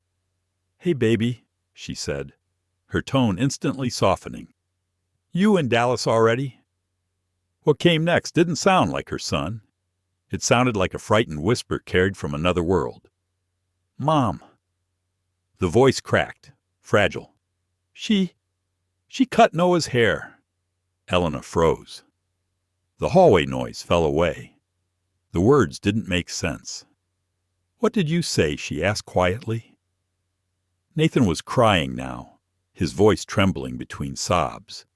The flight lady, she got mad, and she took scissors, and he broke down mid-sentence. There was shuffling. Then Mrs. Brooks' voice came through, calm but firm. "Ms. Carter, this is Helen Brooks. I'm a passenger on Flight 709. Your sons are safe, but there's been an incident. A flight attendant assaulted your boy." There was a pause, 5 long seconds, in which the only sound was Elena's breathing. When she spoke again, her tone had changed. It wasn't the gentle warmth of a mother anymore. It was something else colder, steadier, the sound of command wrapped in restraint. "Where is the plane now returning to New York?" "Mrs. Brooks replied. "The captain turned it around about 20 minutes ago. Law enforcement will meet us at the gate." "I see," Elena said quietly. Her assistant, hearing the tone, stopped moving. Elena's mind was already in motion, calculating time, location, jurisdiction, communication protocols. Her voice remained calm, but the air around her seemed to shift, as though the temperature had dropped. "Can you put Nathan back on Mrs. Brooks handed the phone to the boy. "She wants to talk to you, sweetheart." Nathan sniffled. "Mom, I'm here," Elena said softly. "Are you both safe? Did anyone hurt you besides that woman?" "No, Mom." Mr. Paul stopped her. "People are helping us." "Good," she said. "You stay close to the lady talking to me." "Okay. She sounds kind. Don't let anyone else near your brother. I'll be there before the plane touches down." "But you're far away." "Not far enough," she interrupted gently. "Do as I say. Nate, keep the phone with you. Don't hang up." Her voice wavered, but not from panic, from focus. Behind her, her assistant spoke quietly. "Ms. Carter, your car is ready." Elena didn't even look at him. "Cancel the next 3 meetings," she said, "and get me a direct line to JFK Operations Control. Now." "Yes, ma'am." She ended the call for a moment, only to redial through a private channel, one that didn't go through public aviation networks, but through SkyLink's own communication server. Her credentials authorized her at the highest level. "This is Elena Carter, CEO of SkyLink Systems," she said evenly. "I need confirmation on Flight 709 New York to Dallas, currently in return vector to JFK." The operator stammered slightly. "Yes, ma'am. We've been notified of an onboard incident. Estimated arrival 22 minutes. Prepare a secured reception area," Elena said. 2 minors, Carter, Noah, and Nathan. I want a pediatric trauma specialist, 2 federal marshals, and a press blackout until I say otherwise. I'll be on site when they land." "Yes, ma'am." She hung up. For a moment. She stood still, perfectly still, as the magnitude of it caught up with her. Not the scandal, not the headlines, the image of her son, terrified, whispering into a phone he could barely hold steady. Something inside her, the mother and the executive, fused into one unbreakable force. She called back. Nathan answered immediately. "Mom." "Yeah, sweetheart. Are you mad?" She exhaled slowly. "At you. Never. At her." She paused. "Let's just say some people forget there are consequences in this world." I'm going to remind her. Her voice was steady, almost gentle, but underneath it ran a current of quiet fire. On the other end, Mrs. Brooks listened in silence. She didn't know who Elena Carter truly was yet, but she could hear it, that rare kind of composure that only comes from someone who knows what power feels like and how to use it wisely. Nathan's tears had slowed. "She said our hair was dirty," he whispered. Elena's voice softened again. "Your hair is beautiful. Baby, it's your history, your strength. Don't you ever forget that." "I won't," he said quietly. "Good. Now hold Noah's hand. Stay with Mrs. Brooks. And remember what I told you." "What's that? That you're never alone? Back in the cabin?" The phone fell silent. Mrs. Brooks wiped her eyes discreetly. Even she felt steadier somehow, as if Elena's calm had reached through the distance and settled over the plane like a protective veil. Paul approached, whispering, "Everything all right, Mrs.?" Brooks nodded slowly. "Yes. But I don't think that woman back there knows what kind of mother she picked a fight with." Paul glanced toward the rear, where Diana sat staring at nothing. "She'll find out soon enough," he said quietly. Outside, the lights of New York glowed faintly through the clouds, the city waiting, unaware that justice was already inbound at 30,000 feet. I think some silences are louder than screams, the kind that come before power moves, before the truth arrives with clean hands and steady eyes. Inside the descending aircraft, everyone could feel it the moment before the world turns. The skyline of Washington, Sea, blurred behind tinted glass as Elena Carter's car sped down Constitution Avenue. The late afternoon sun had begun to fade, and the city lights flickered to life thousands of points of order in a world that often felt anything but orderly. Inside the car, Elena's phone was alive with movement. Calls, notifications, data feeds all passing through encrypted channels the few people on Earth could access.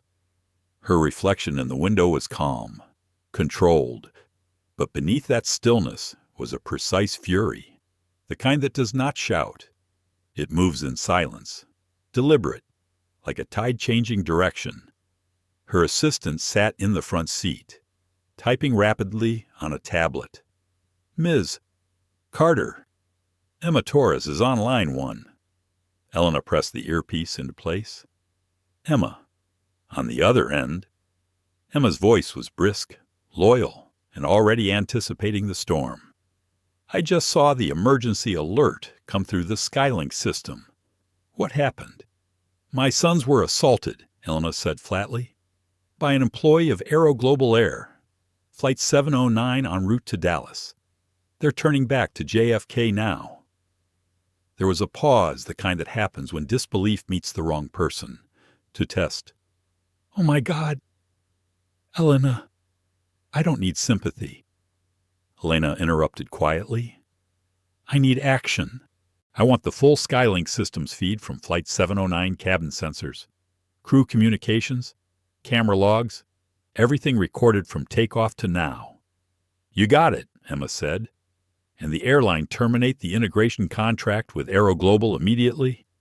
Elena said, "All ongoing projects, all licensing. I'll handle the justification personally." Emma hesitated. "That contract's worth nothing." Elena finished, "Not compared to what they allowed to happen on one of their planes." For a moment, there was only silence on the line. Then Emma said softly, "Understood. It's already being processed." Elena's gaze stayed on the window. Outside, the city blurred into gold and gray. "Also, call Jacob Lynn. Tell him we're preparing litigation, assault and battery, child endangerment, hate crime. I want a restraining order on the employee before she leaves the airport." Emma's voice steadied. "Yes, ma'am. I'll have Jacob draft everything within the hour." Elena ended the call. I've learned that some kinds of power don't come from position or wealth. They come from clarity the moment you stop asking for justice and start enforcing it. Her phone buzzed again. She answered instantly. Ms. Carter. Jacob Lynn's calm baritone came through. Emma filled me in. I've already spoken to law enforcement liaisons at JFK. We'll file charges as soon as the boys are released into your care. Good, she said. I want the assault classified as a hate crime. Make sure the evidence reflects that passenger testimonies, video footage, everything. I want it airtight. Jacob exhaled.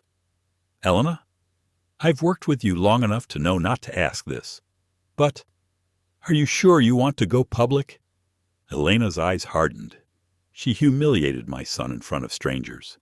Cut his hair, the hair I braided myself. If I don't go public, I become complicit.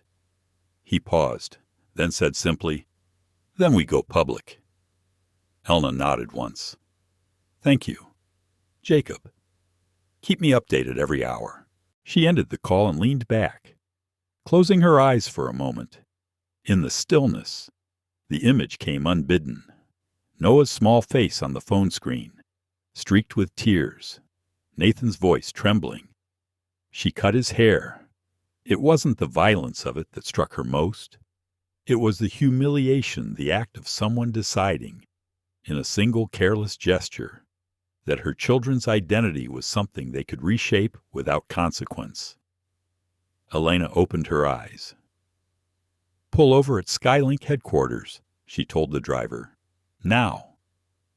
The car veered off the highway and into the underground garage of a sleek glass tower bearing the SkyLink insignia. The moment she stepped out, 2 security guards straightened instinctively. They could feel the charge in the air. Inside the executive suite, lights flickered on automatically. Emma appeared at the end of the corridor, tablet in hand. We've got the cabin data. Show me. They entered the operations room, a wide, circular space filled with screens tracking aircraft in real time. On one of them, Flight 709 glowed in red, looping back toward New York. Elena approached the console and watched as live telemetry streamed across the glass. Cabin cameras captured stills every 10 seconds. Passengers, movement, light. Then a frame froze. Diana Moore standing over row 18, scissors in hand. Elena's jaw tightened. She didn't flinch, didn't blink. Save it, she said. Encrypt it and forward a secure copy to Jacob. Label it Exhibit A. Yes, ma'am. Emma's eyes lingered on her. You okay? Elena didn't answer right away. Define. Okay, she said quietly. My sons were assaulted, and the company that trusted that woman with their safety will have to answer for it. Personally, professionally, and publicly. She turned back to the screens. Send me the employee's file. I want her name, employment record, complaints history. Emma tapped rapidly. Diana Moore. Hired 2008. 2 prior passenger complaints for rude conduct. No disciplinary action taken. Elena's mouth curved slightly, not in amusement, but in grim recognition. Then they've ignored a pattern. That will cost them more than they realize. She straightened, her composure returning like armor. Prepare a formal statement for internal distribution.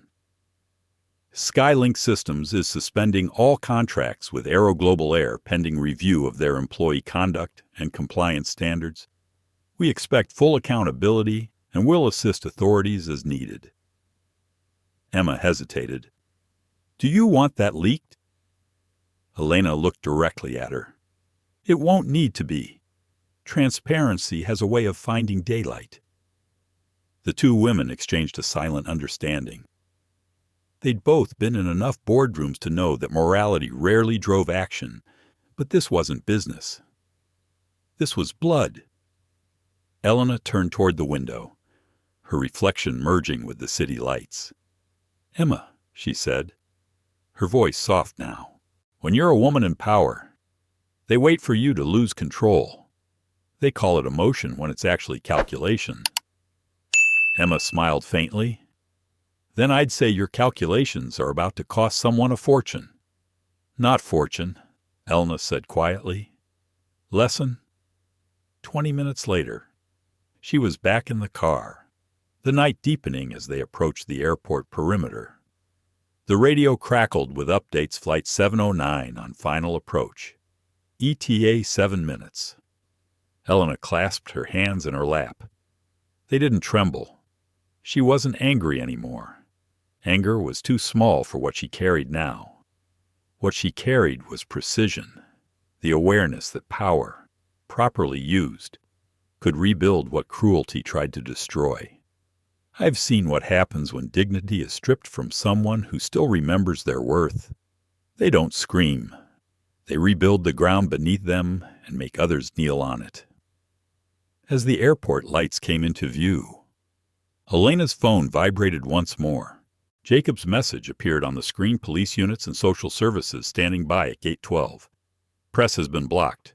Your arrival is cleared through private access. Elena read it once and smiled faintly, not with satisfaction, but resolve. Drive faster, she said. My boys are landing. By the time Flight 709's wheels touched the runway at JFK, the world outside was already changing. News traveled faster than the plane itself. Whispers, texts, then headlines forming before the story had even fully landed. In the terminal, law enforcement officers stood waiting near Gate 12. Their posture was formal but uneasy. It wasn't just any passenger disembarking tonight. It was Elena Carter's children. Everyone in the aviation world knew her name. She wasn't a celebrity in the way the public adored, but in the way institutions respected or feared. The jet bridge connected. The door opened. The captain stepped out first, greeting the officials with quiet professionalism. Then Paul Rivers led the twins forward, one hand gently on each boy's shoulder. Behind them, Mrs. Helen Brooks carried a small transparent bag inside it, 3 severed dreadlocks neatly sealed, evidence of what had been taken. Elena waited beyond the restricted line. She wore a black suit, understated but unmistakable. Her presence commanded the space without effort. The moment her sons saw her, they broke free from protocol and ran Noah first. Nathan close behind. She caught them both, dropped to her knees, and held them without a word. The crowd, the officers, the cameras, none of it existed. Only the sound of 2 small hearts beating against her chest. When she finally stood, her expression was calm again.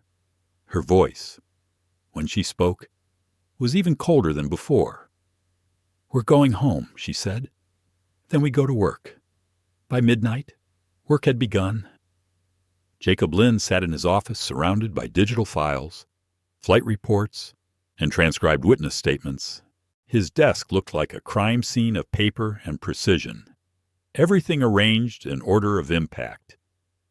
On his monitor, the footage from Flight 709 replayed on a silent loop, Diana Moore's hand raised, the scissors flashing briefly. Noah's startled face, the ripple of horror through the cabin. Jacob didn't need sound to understand it. The pictures were enough.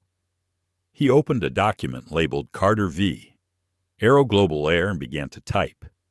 Each charge was a blade assault and battery, child endangerment, violation of federal anti-discrimination statutes, hate crime. He added a final note at the bottom. Plaintiff requests immediate disciplinary action against employee Diana Moore and public acknowledgement of misconduct by AeroGlobal Air. At 1:07 a.m., he pressed send. Across the city, Elena's phone buzzed. The document had been filed. She stood by the window of her Manhattan penthouse, city lights shimmering below. The twins were asleep in the next room, their small bodies curled together in the safety of familiar walls. On the table nearby, the sealed bag of hair rested beneath a lamp. It caught the light faintly, an unintentional shrine to both loss and defiance. Elena didn't cry. She rarely did. She simply stared at it, as if committing every detail to memory. The weight of grief was not in tears. It was in the discipline to act without them. I think that's what real control is. The ability to move when everyone expects you to freeze. Her assistant, Maya, entered quietly with a tablet. Ms. Carter. The press has the story. Elena didn't turn. Already Maya nodded. Someone leaked the police report. It's trending on 3 networks. Elena exhaled once. Which angle are they taking? Mixed. Some calling it racial profiling. Others downplaying it as a misunderstanding. AeroGlobal just released a statement. They say they're investigating the incident and that the employee is on temporary leave. Temporary, Elena repeated, as if tasting the word. That's their mistake. They still think this is temporary. She turned, her gaze sharp. Draft my statement. I'll read it in the morning. Keep it simple. Maya tapped the screen. Ready. SkyLink Systems confirms that the victims aboard Flight 709 are my sons, Noah and Nathan Carter. The actions taken against them were inexcusable. This is not a misunderstanding. It is a violation of dignity and safety, rooted in prejudice. I expect AeroGlobal Air to issue a public apology, terminate the employee responsible, and implement mandatory racial bias and cultural sensitivity training across all staff within 30 days. Failure to comply will result in the full withdrawal of SkyLink's contracts and a civil suit seeking punitive damages. Maya stopped typing. Do you want to add a motion? Maybe a personal note. Elena shook her head. No, the facts are emotional enough. By dawn, the storm had broken. Every major network ran the story CEO's sons. Assaulted on flight, airline faces discrimination lawsuit. The footage captured by passengers spread across every feed. Commentators debated motive, morality, and corporate responsibility. On morning television, a host summarized it neatly. It's not just about a haircut. It's about power, who has it, and who thinks they're allowed to use it. AeroGlobal's headquarters became a fortress of silence. Their PR director fielded endless calls. Their board convened emergency meetings, and lawyers scrambled to contain the fallout. The markets noticed too. By noon, AeroGlobal stock had dropped 9%. Jacob sat across from Elena in her office, legal pads between them. They're panicking, he said. They want mediation. Elena looked up from her coffee. They'll get accountability. They've offered a settlement. How much? 7 figures. She didn't even blink. Then they still don't understand. This isn't about money. This is about reform. Jacob leaned back, studying her. So you're holding the line. Elena's eyes softened for the first time in hours. I'm holding the truth. That afternoon, AeroGlobal's CEO, Alan Reese, called her directly. Elena, I'm calling as a parent first. He began, his tone rehearsed but uneasy. What happened is unacceptable. We're conducting a full internal review. Elena's voice was polite but devoid of comfort. Your review won't change what's on video. We'd like to issue a joint statement, Reese continued, to show solidarity, maybe help calm public reaction. There is no solidarity between the harmed and the negligent, Elena said. Issue your apology publicly, by name, and commit to retraining your entire workforce. Then we'll speak. Reese hesitated. You're asking for a lot. No, she replied. I'm asking for the minimum any human being should expect. Her tone was calm, not cruel. That made it worse. There was something about being corrected without volume that left no room for argument. When the call ended, she turned to Jacob. Prepare the follow-up. Make it clear that this ends on our terms. That evening, a press conference filled the lobby of SkyLink headquarters. Cameras flashed. Reporters stood shoulder to shoulder, waiting. Elena stepped to the podium, her sons watching from the front row beside Mrs. Brooks. Her posture was composed, her face unreadable.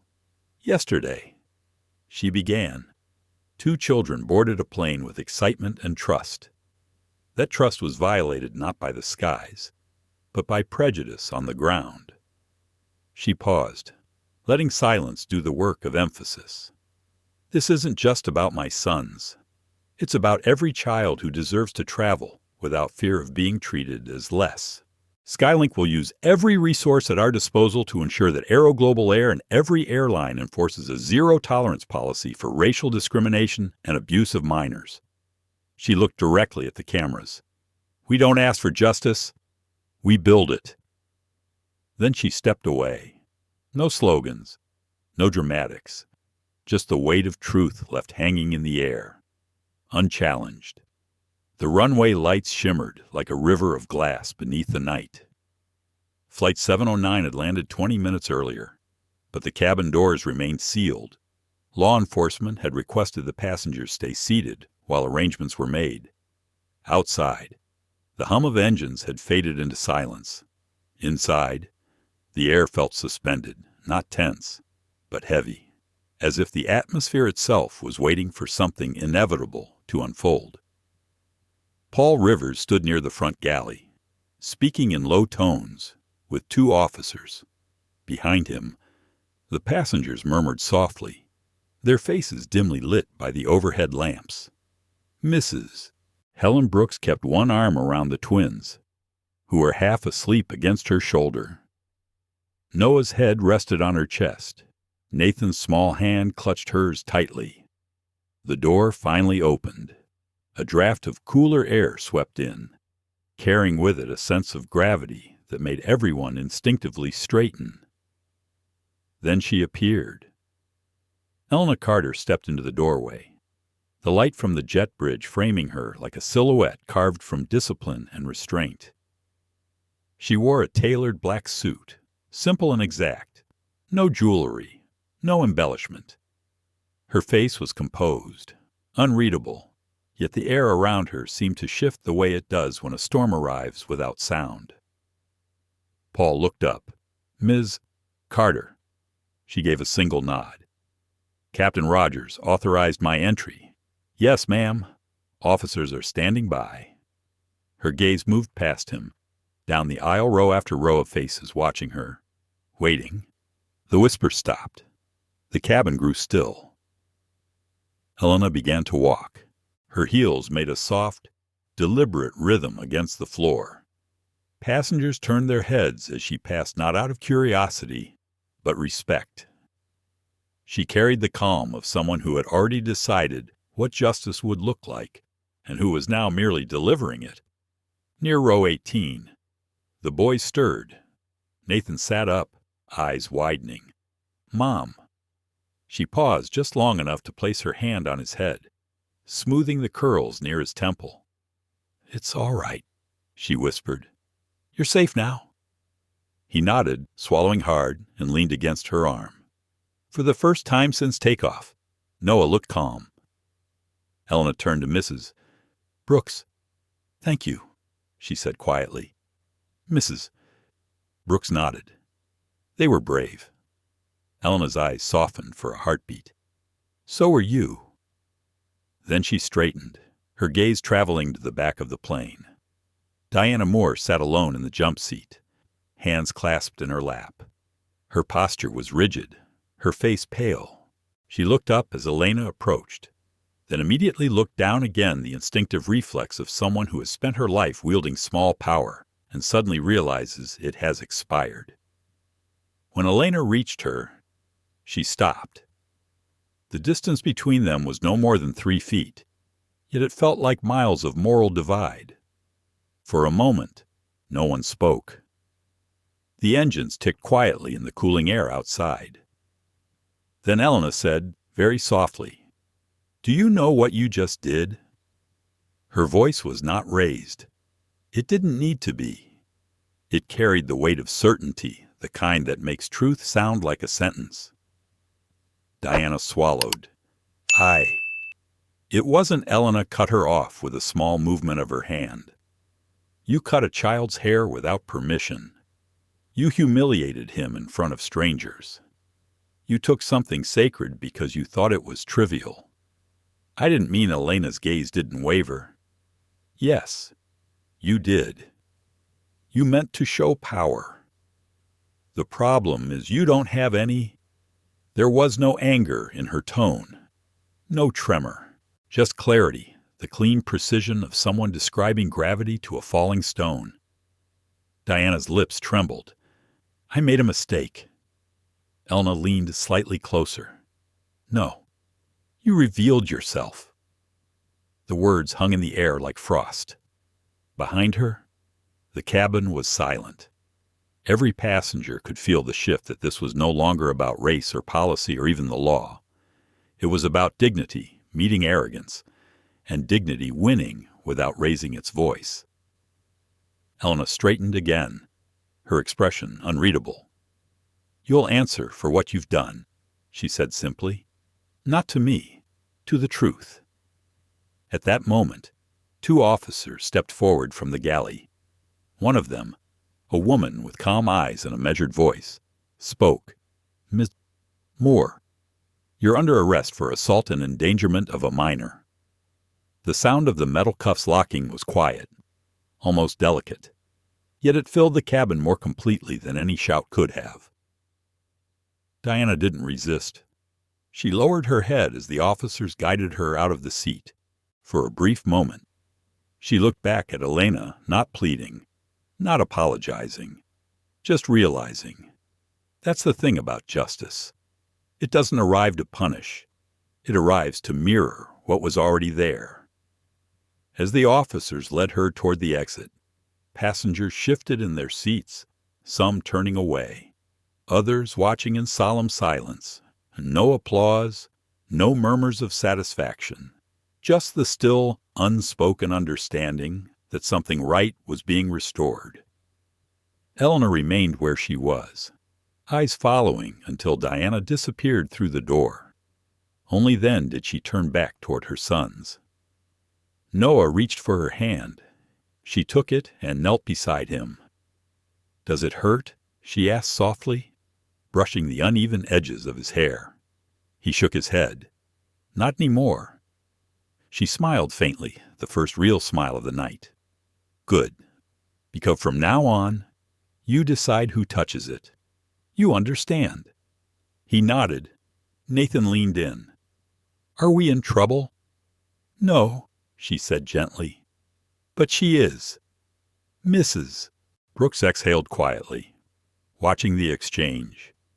There was something almost sacred in the stillness of it, the way a wound can close when truth takes its rightful place.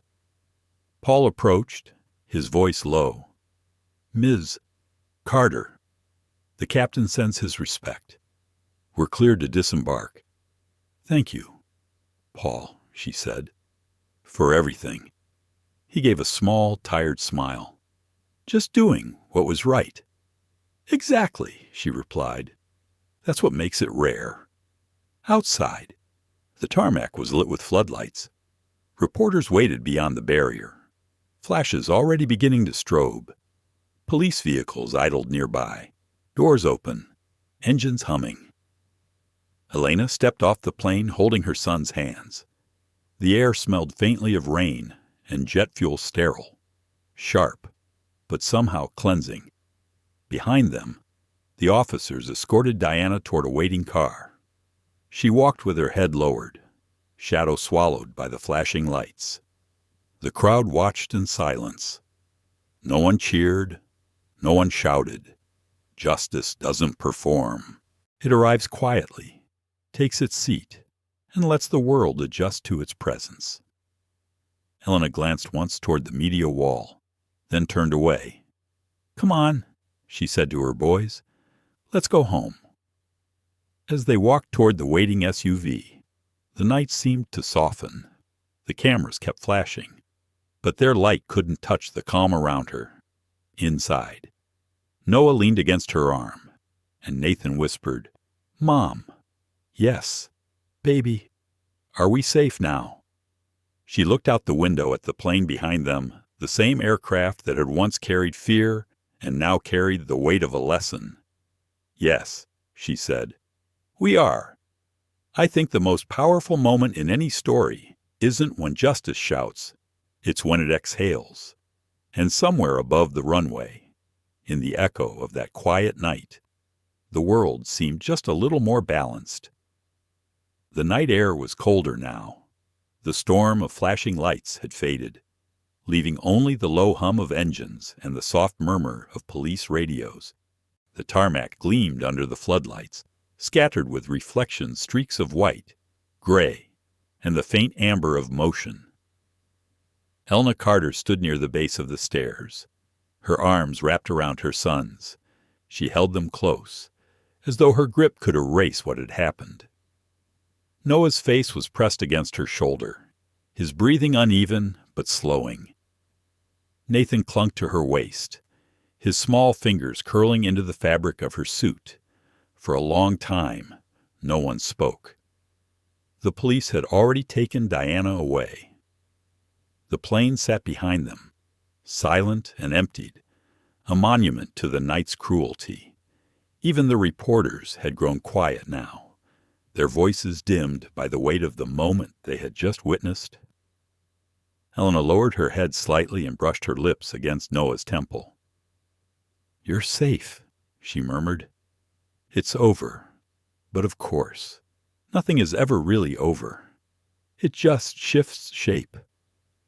The pain finds new forms smaller, quieter, but never gone." Noah's hair was uneven where the scissors had cut, a jagged patch near the crown of his head, too sharp to miss. Elena's fingers trembled as she touched it, tracing the line where innocence had been interrupted. She wanted to weep, but she didn't. "Not yet. Mrs." Helen Brooks approached slowly, her steps careful, her face etched with empathy and exhaustion. In her hand, she held a small transparent bag, the same one she had carried from the plane. Inside were 3 locks of dark, coiled hair. The strands were soft, still holding the faint smell of childhood, of sunlight and shampoo. "I believe this belongs to you," Helen said quietly. Elena looked at the bag but didn't reach for it right away. Something about it felt sacred, like touching it too soon would dishonor what it represented. "Thank you," she said finally, her voice low. Helen hesitated, then added, "You handled yourself with grace tonight. More grace than most of us would have." Elena's eyes lifted. "Grace isn't the absence of pain," she said softly. "It's just choosing what to do with it." Helen nodded. "Understanding. You chose well."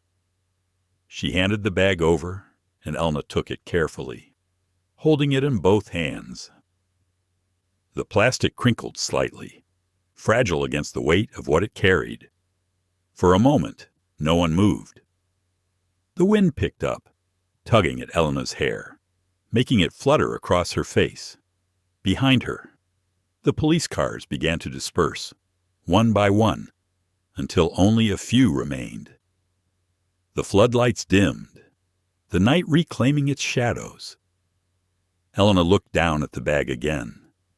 The 3 locks of hair glowed faintly under the light, small, almost insignificant to the eye, yet impossibly heavy to the heart. It struck her then this was not just evidence of harm. It was proof of survival. Proof that even when cruelty tried to define her children, it had failed to erase them. She closed her hand around the bag, her knuckles whitening. "I think that's the hardest truth to learn, that sometimes the only thing we can save is the meaning of what was lost." Paul Rivers approached quietly. "Ma'am," he said, his voice respectful, weary. "The captain sends his regards. He wanted me to tell you the crew will file supporting statements with the police." Elena turned to him. Thank you. Paul, you did more than your job tonight. He gave a faint, humble nod. Those boys reminded us why the job matters. For a second, she saw the fatigue in his face, the kind that comes from witnessing too much wrong and not enough right. Get some rest, she said. You've earned it. He smiled slightly. So have you. When he walked away, the air felt lighter. The remaining officers began to pack up, their radios fading into static. The tarmac, once a stage for outrage, now felt like a place of reckoning still, vast, and eerily quiet. Elena crouched beside her sons again. We're going home now, she whispered. Nathan rubbed his eyes. Will we ever fly again? Elena hesitated, then smiled gently. Yes, because we don't give fear permission to decide that for us. He nodded sleepily, accepting the answer even if he didn't fully understand it. They walked toward the waiting car together. The driver opened the door, and Elena guided the boys inside. Before she followed, she paused and looked back one last time at the aircraft. It sat beneath the floodlights like a massive, guilt-ridden witness. The logo of AeroGlobal Air glimmered faintly along the fuselage, once a symbol of trust, now tainted by what had happened inside. Elena's eyes fell to the bag still in her hand. She held it up briefly, watching how the light caught in the strands of hair, each curl reflecting a tiny shimmer. Then she exhaled. The camera of the world, if it could have seen it, might have zoomed in at that moment the image of a mother holding the remains of a wound that would not define her child, but would define the change to come. She placed the bag gently on her lap as the car door closed. The engine started, humming softly. The lights of the airport blurred in the distance as they pulled away. Inside the car, Noah leaned against her arm again, half asleep. Nathan's head rested on her shoulder. For a while, she just listened to their breathing, slow and steady, sinking in a rhythm that reminded her of before flight numbers, before lawyers, before headlines. Outside, the city glowed faintly on the horizon. Elena looked down at the bag one more time, her reflection faint in the plastic. We'll keep this, she murmured, almost to herself. Not as proof of pain, but as proof of who we are. The driver glanced at her in the rearview mirror, but said nothing. Some silences are not meant to be filled. As they crossed onto the freeway, Elena's phone vibrated once a message from Jacob Lynn. All charges filed. The world knows. Rest now. She typed only 2 words in reply. Not yet. The night stretched ahead, long and dark, but in the back seat of that quiet car, 3 figures moved through it, together a mother, her sons, and a small, unassuming bag that carried both the wound and the will to heal. I've learned that justice isn't what ends a story. It's what allows it to continue. And sometimes, the simplest objects, a few strands of hair, a mother's steady hand, become the most powerful evidence of all. Weeks passed, but the echo of Flight 709 did not fade. It rippled outward through newsrooms, courtrooms, and boardrooms, reverberating in ways that even Elena Carter had not anticipated. The video from the plane had been replayed so many times that its still frames became symbols. The sound of scissors, the child's startled cry, the quiet that followed these were now the heartbeat of a national conversation. Elena did not grant interviews. She did not write op-eds. She simply acted. Within days, SkyLink Systems unveiled a public initiative, Respect Our Roots. The campaign wasn't polished with slogans or marketing gloss. It was simple and direct, an appeal for dignity in travel. Billboards at airports carried its message in black and white letters. Every passenger carries more than luggage. Respect their routes. In her statement to the Aviation Council, Elena addressed the issue not as a mother, but as an architect of systems. Airspace should be neutral, she said evenly, but the people operating within it are not. Technology can guide planes, not hearts. That's why awareness must become regulation. Her words spread.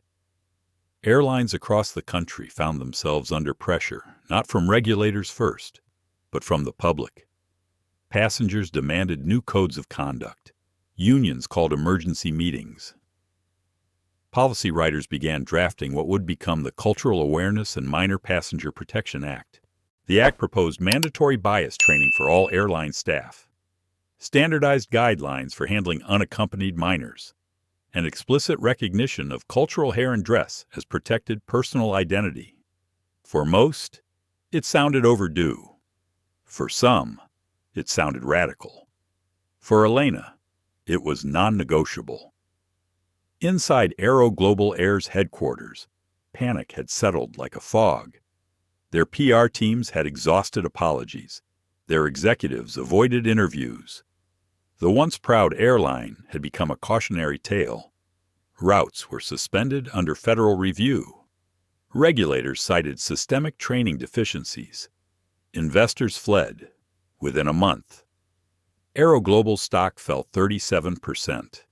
Alan Reese, the CEO, sat in his office staring at a muted television replaying Elena's press conference. The ticker at the bottom read, "Respect Our Roots Movement. Expands to Europe." He didn't speak. He knew the truth. AeroGlobal's fall had not been caused by a lawsuit, but by arrogance.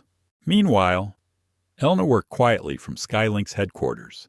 She met with senators, labor boards, and advocacy groups. Her team Jacob Lynn, Emma Torres, and Maya handled logistics while she shaped language. Every policy clause was deliberate. She refused the tone of vengeance. She wrote as someone building architecture meant to last. Late one evening, Jacob entered her office with the latest reports. The FAA has confirmed they'll adopt sections of the Respect Our Roots protocol into federal standards. He said, "You just changed the rule book." Elena looked up from her desk. "No," she replied. "We just reminded them what should have been obvious." He smiled faintly. "You know, some people think you planned this." "I didn't plan injustice," she said. "I just refused to ignore it." Outside her window, the city glittered beneath low clouds. It was the same skyline she had stared at weeks earlier, holding a bag of her son's hair. Only now, the light looked different, less like morning, more like direction. News anchors debated her motives. Some called her a reformer. Others accused her of corporate overreach. A few, quietly, called her something rarer necessary. At the national hearing on aviation ethics, Elena stood before a semicircle of senators. Her composure never wavered. What happened on Flight 709 was not an isolated mistake, she said. It was the visible symptom of an invisible illness, an illness built into habit, into silence, into the belief that dignity can be optional. The room was still. Cameras clicked. She continued, "We can't legislate kindness, but we can require awareness. We can't enforce empathy, but we can remove ignorance from policy." Her closing words would be quoted for months. No law can make people love each other, but law can make them think before they harm. Afterward, an older senator approached her quietly. "You speak like someone who's lost faith in people." Elena smiled slightly. "On the contrary," she said, "I just stopped mistaking comfort for progress." Back at home, her sons watched the coverage from the couch. Noah's hair had begun to grow back short, uneven curls softening around his ears. Nathan traced the SkyLink logo on the screen with his finger. "That's Mom's work," he whispered. Their nanny smiled. "That's everyone's work now." Weeks later, at JFK Airport, a new poster went up near Gate 12, the same gate where everything had begun.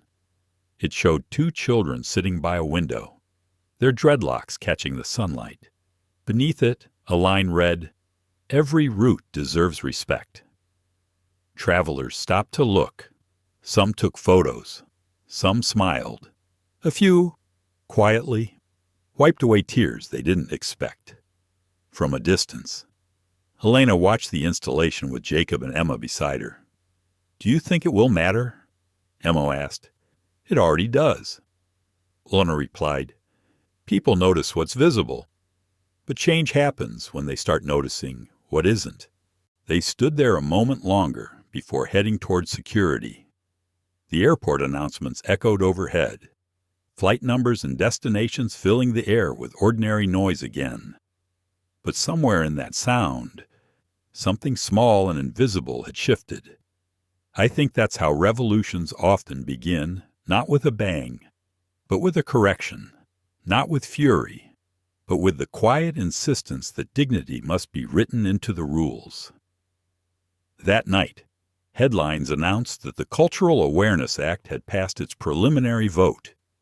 AeroGlobal's legal team released a statement conceding full compliance. Analysts predicted bankruptcy within the year. Elena didn't celebrate. She simply returned home, where two boys were waiting with a jigsaw puzzle spread across the kitchen table. "Mom," Noah said, "we saved the last piece for you." She smiled, taking the small wooden tile and pressing it into place. It fit perfectly, one image completed from many broken parts. Sometimes, justice looks like that. Not victory, not punishment, just something fitting where it always should have belonged. In the months that followed, the world didn't forget Flight 709. The story lingered in headlines, classrooms, dinner conversations. It wasn't just another scandal that came and went. It became something else, a mirror. The kind of story that forced people to ask themselves who they were when no one was watching. Elena Carter never spoke publicly about the flight again. Her lawyers, her company, and her new advocacy foundation handled most of the noise. She chose silence, not out of retreat, but out of purpose, because she knew that sometimes silence is the only voice power listens to. Her sons went back to school quietly. Their classmates whispered at first, half in sympathy, half in awe. Noah had started to wear his hair short now, but he kept one dreadlock in a glass case on his desk, a reminder, not of trauma, but of lineage. Nathan told a teacher once, "It's not about hair, it's about what it means." The teacher wrote that line down. It would later be quoted in a local paper beneath a picture of the twins smiling under a tree. And maybe that was the point. Hair wasn't just hair. It was memory. It was identity. It was the small flag of a heritage carried through centuries of struggle and pride. It was the part of a person that said, "I am mine." When Elena finally appeared at a community forum months later, the audience was older. Quieter, many of them people who had lived through other eras of injustice. She spoke plainly, without notes. "What happened to my children," she said, "wasn't the first time something sacred was treated as disposable. It happens in boardrooms, classrooms, and yes, airplanes. The question isn't why it happened. The question is why we still let it." Her words weren't loud, but they stayed. One woman in the front row began to cry. Another stood up and said, "We're sorry." Elena didn't respond with comfort or anger. She simply nodded, acknowledging that apology is not an end, it's a beginning. Outside, reporters waited. A young journalist asked, "Do you consider yourself an activist now, Ms. Carter Elena smiled faintly. "No," she said. "I'm a mother who happens to know how systems work. And I decided to fix one." That line aired on the evening news. Millions of people watched it from their living rooms. Many of them the same generation that had seen segregation end on their black and white televisions. For them, Elena wasn't a headline. She was a reminder that progress is never finished. It's merely inherited by those brave enough to carry it forward. I think older audiences understood her in ways the younger ones didn't. They saw the restraint, the discipline, the refusal to let anger define her. They'd seen too much to mistake rage for strength. They recognized the quiet, deliberate force of a woman who had every right to burn the world down, but chose instead to rebuild it from its ashes. In time, schools began teaching the Flight 709 case as part of cultural ethics curricula. The Respect Our Roots Act became federal law. Airlines adjusted their training programs. In one video, a flight attendant learning module opened with a simple statement: "Power exists to protect, not to humiliate." Elena's signature appeared quietly in the lower corner. AeroGlobal Air restructured completely. They issued a public apology recorded, formal, and approved by their board. But no one remembered the CEO's name. People only remembered the woman whose children had been wronged and who turned that wrong into reform. At home, life regained rhythm. The twins grew more confident. They traveled again. On a new airline that displayed a small decal by every boarding door, "Zero tolerance for discrimination." Passengers took notice. Some smiled, some shrugged, but every person who boarded saw it, and that was enough. One evening, as the sun fell behind the skyline, Elena sat on her balcony with a cup of tea. The city glowed with the soft hum of distant traffic. On the table beside her lay a small framed photo Noah and Nathan at the new airport campaign launch, both grinning, both free. She traced the edge of the frame with her finger and thought, not of revenge or victory, but of the strange symmetry of it all.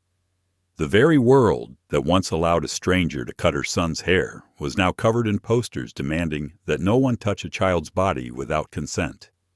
It wasn't perfect. Change never is. But it was movement. I think that's what dignity looks like when it grows up. It's not the shout or the protest. It's the quiet correction that follows. For Elena, the greatest satisfaction wasn't the law or the headlines. It was knowing that her sons would live in a slightly fairer sky than the one they were born under. That somewhere, another child boarding a plane with braids, curls, or dreadlocks might be seen, not judged. Years later, when an interviewer asked her what she'd learned from it all, she answered simply, "The power is only as noble as the people who hold it." And that sometimes, the most powerful thing you can do is stay calm long enough to make others face their reflection. The interviewer asked, "And what about forgiveness?" Elena looked thoughtful. "Forgiveness isn't forgetting," she said. "It's choosing not to become what hurt you." That answer would travel far, quoted on social media, in church sermons, even printed on posters for diversity conferences. But to her, it was just the truth. The world moved on, as it always does. But somewhere, in homes, offices, and airports, people remembered the mother who turned an act of cruelty into a blueprint for change. Her story became one of those rare tales that lived beyond outrage, settling instead into wisdom. A story not about punishment, but proportion. Not about fury, but fairness. And if you listen closely, that's what this story was always about. How one woman, calm and clear-eyed, taught an entire nation that hair is not just hair. It is identity, history, and the quiet declaration of one's right to exist untouched, uncut, and unapologetically one's own. A year later, the airport felt different.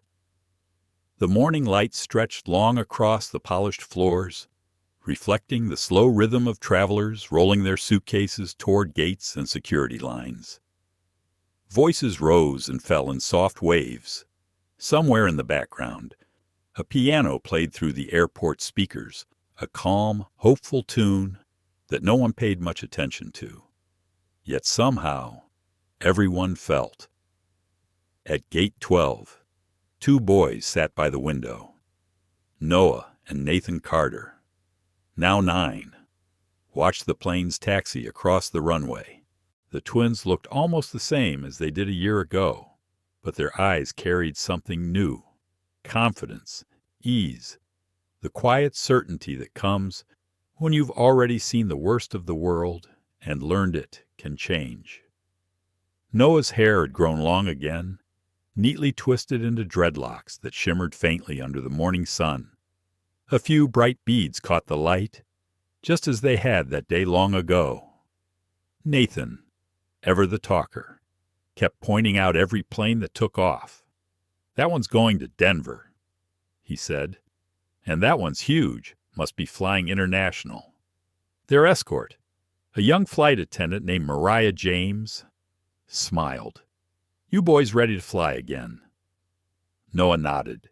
"We're ready," he said, his tone steady and sure. Behind them, a new sign hung above the gate: "Zero tolerance for discrimination. Every passenger deserves dignity." The airline's logo gleamed beside it, newly redesigned in bold, inclusive colors. Travelers paused to read it as they passed, some nodding, some simply moving on. But the words stayed. Elena Carter stood a few feet away, speaking with the gate supervisor. She wore a soft gray coat, her posture calm, composed. Time had not hardened her. If anything, it had refined her stillness. She no longer carried the sharp exhaustion that followed her through that night on the tarmac. Now, there was something else, a quiet peace earned from knowing that what was broken had been rebuilt. As she turned toward the twins, her gaze softened. She knelt to adjust Noah's jacket collar, smoothing it with a mother's instinct. "You've got everything." "Yep," Noah said. "Tickets, snacks, books." He grinned, flashing a gap-toothed smile. "And my hair." Elena smiled. "Especially your hair." Nathan tugged at her sleeve. "Mom, are you still going to be famous?" Elena chuckled softly. "I'm not famous. Honey, I just did my job." "That's what famous people say," Nathan replied, serious as ever. She laughed, shaking her head. "Then let's agree that fame is overrated and kindness isn't." The boarding announcement crackled over the speakers. Flight 212 to Dallas, now boarding priority passengers and unaccompanied minors. Mariah gestured for them to follow. Elena stood, her hands lingering a moment longer on their shoulders. "Text me when you land," she said. "And remember, be polite, but never small." The boys finished together. She smiled. They had memorized that line months ago. It had become a family mantra. As the twins walked toward the gate, heads held high, passengers nearby recognized them. A few whispered, others smiled quietly, understanding who they were. Not out of gossip, but respect. They were no longer the children from the scandal. They were symbols of what had changed. When Noah reached the boarding door, he looked up. The sticker beside it caught his eye again. Zero tolerance for discrimination. He traced one finger lightly across the word respect, as if testing whether it was real. Then he turned back and waved at his mother. Elena waved back, her face steady. The door closed behind them. She stayed by the window until the plane began to move, watching it taxi down the runway. She remembered another morning, another flight, how fear had filled the same space that now held calm. The difference between then and now wasn't just safety. It was recognition. The world had looked at something ugly and, for once, refused to look away. I think that's what justice really is, not punishment, but presence. The world finally watching the right things.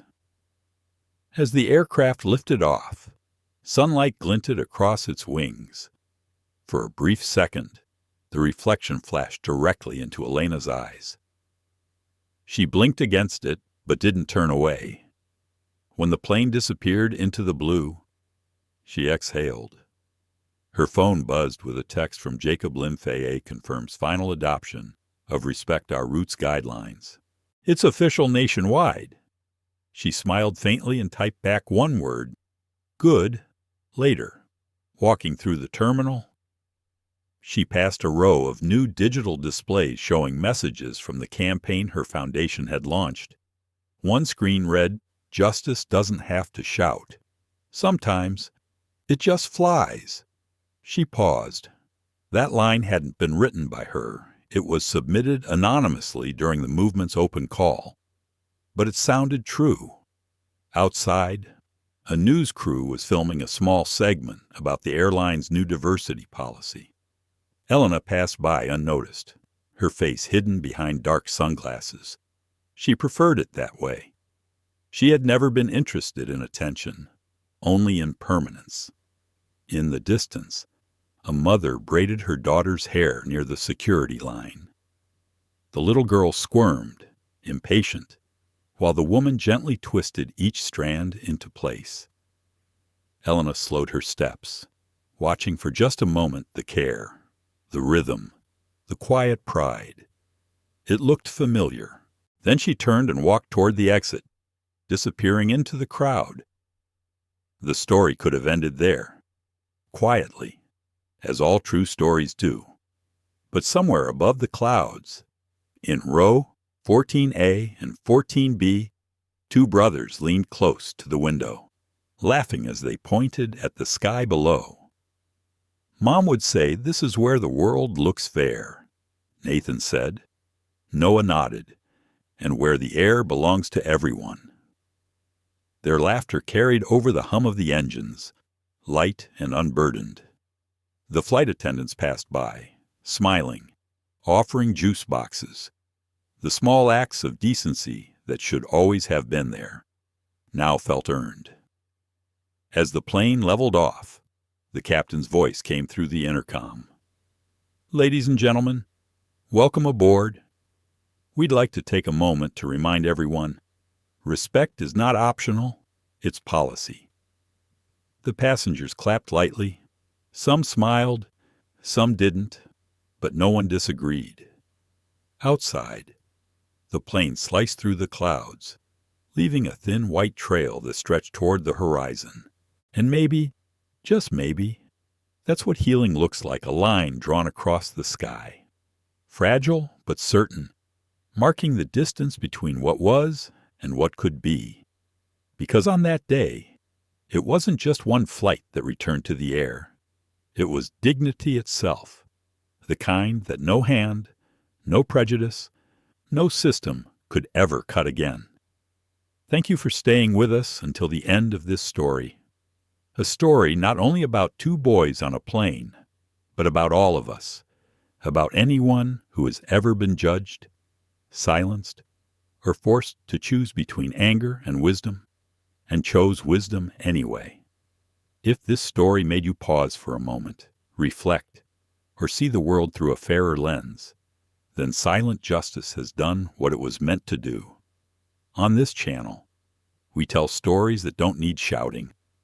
Stories where morality is tested quietly in airports, offices, and living rooms. Where justice doesn't come from the courts, but from human dignity.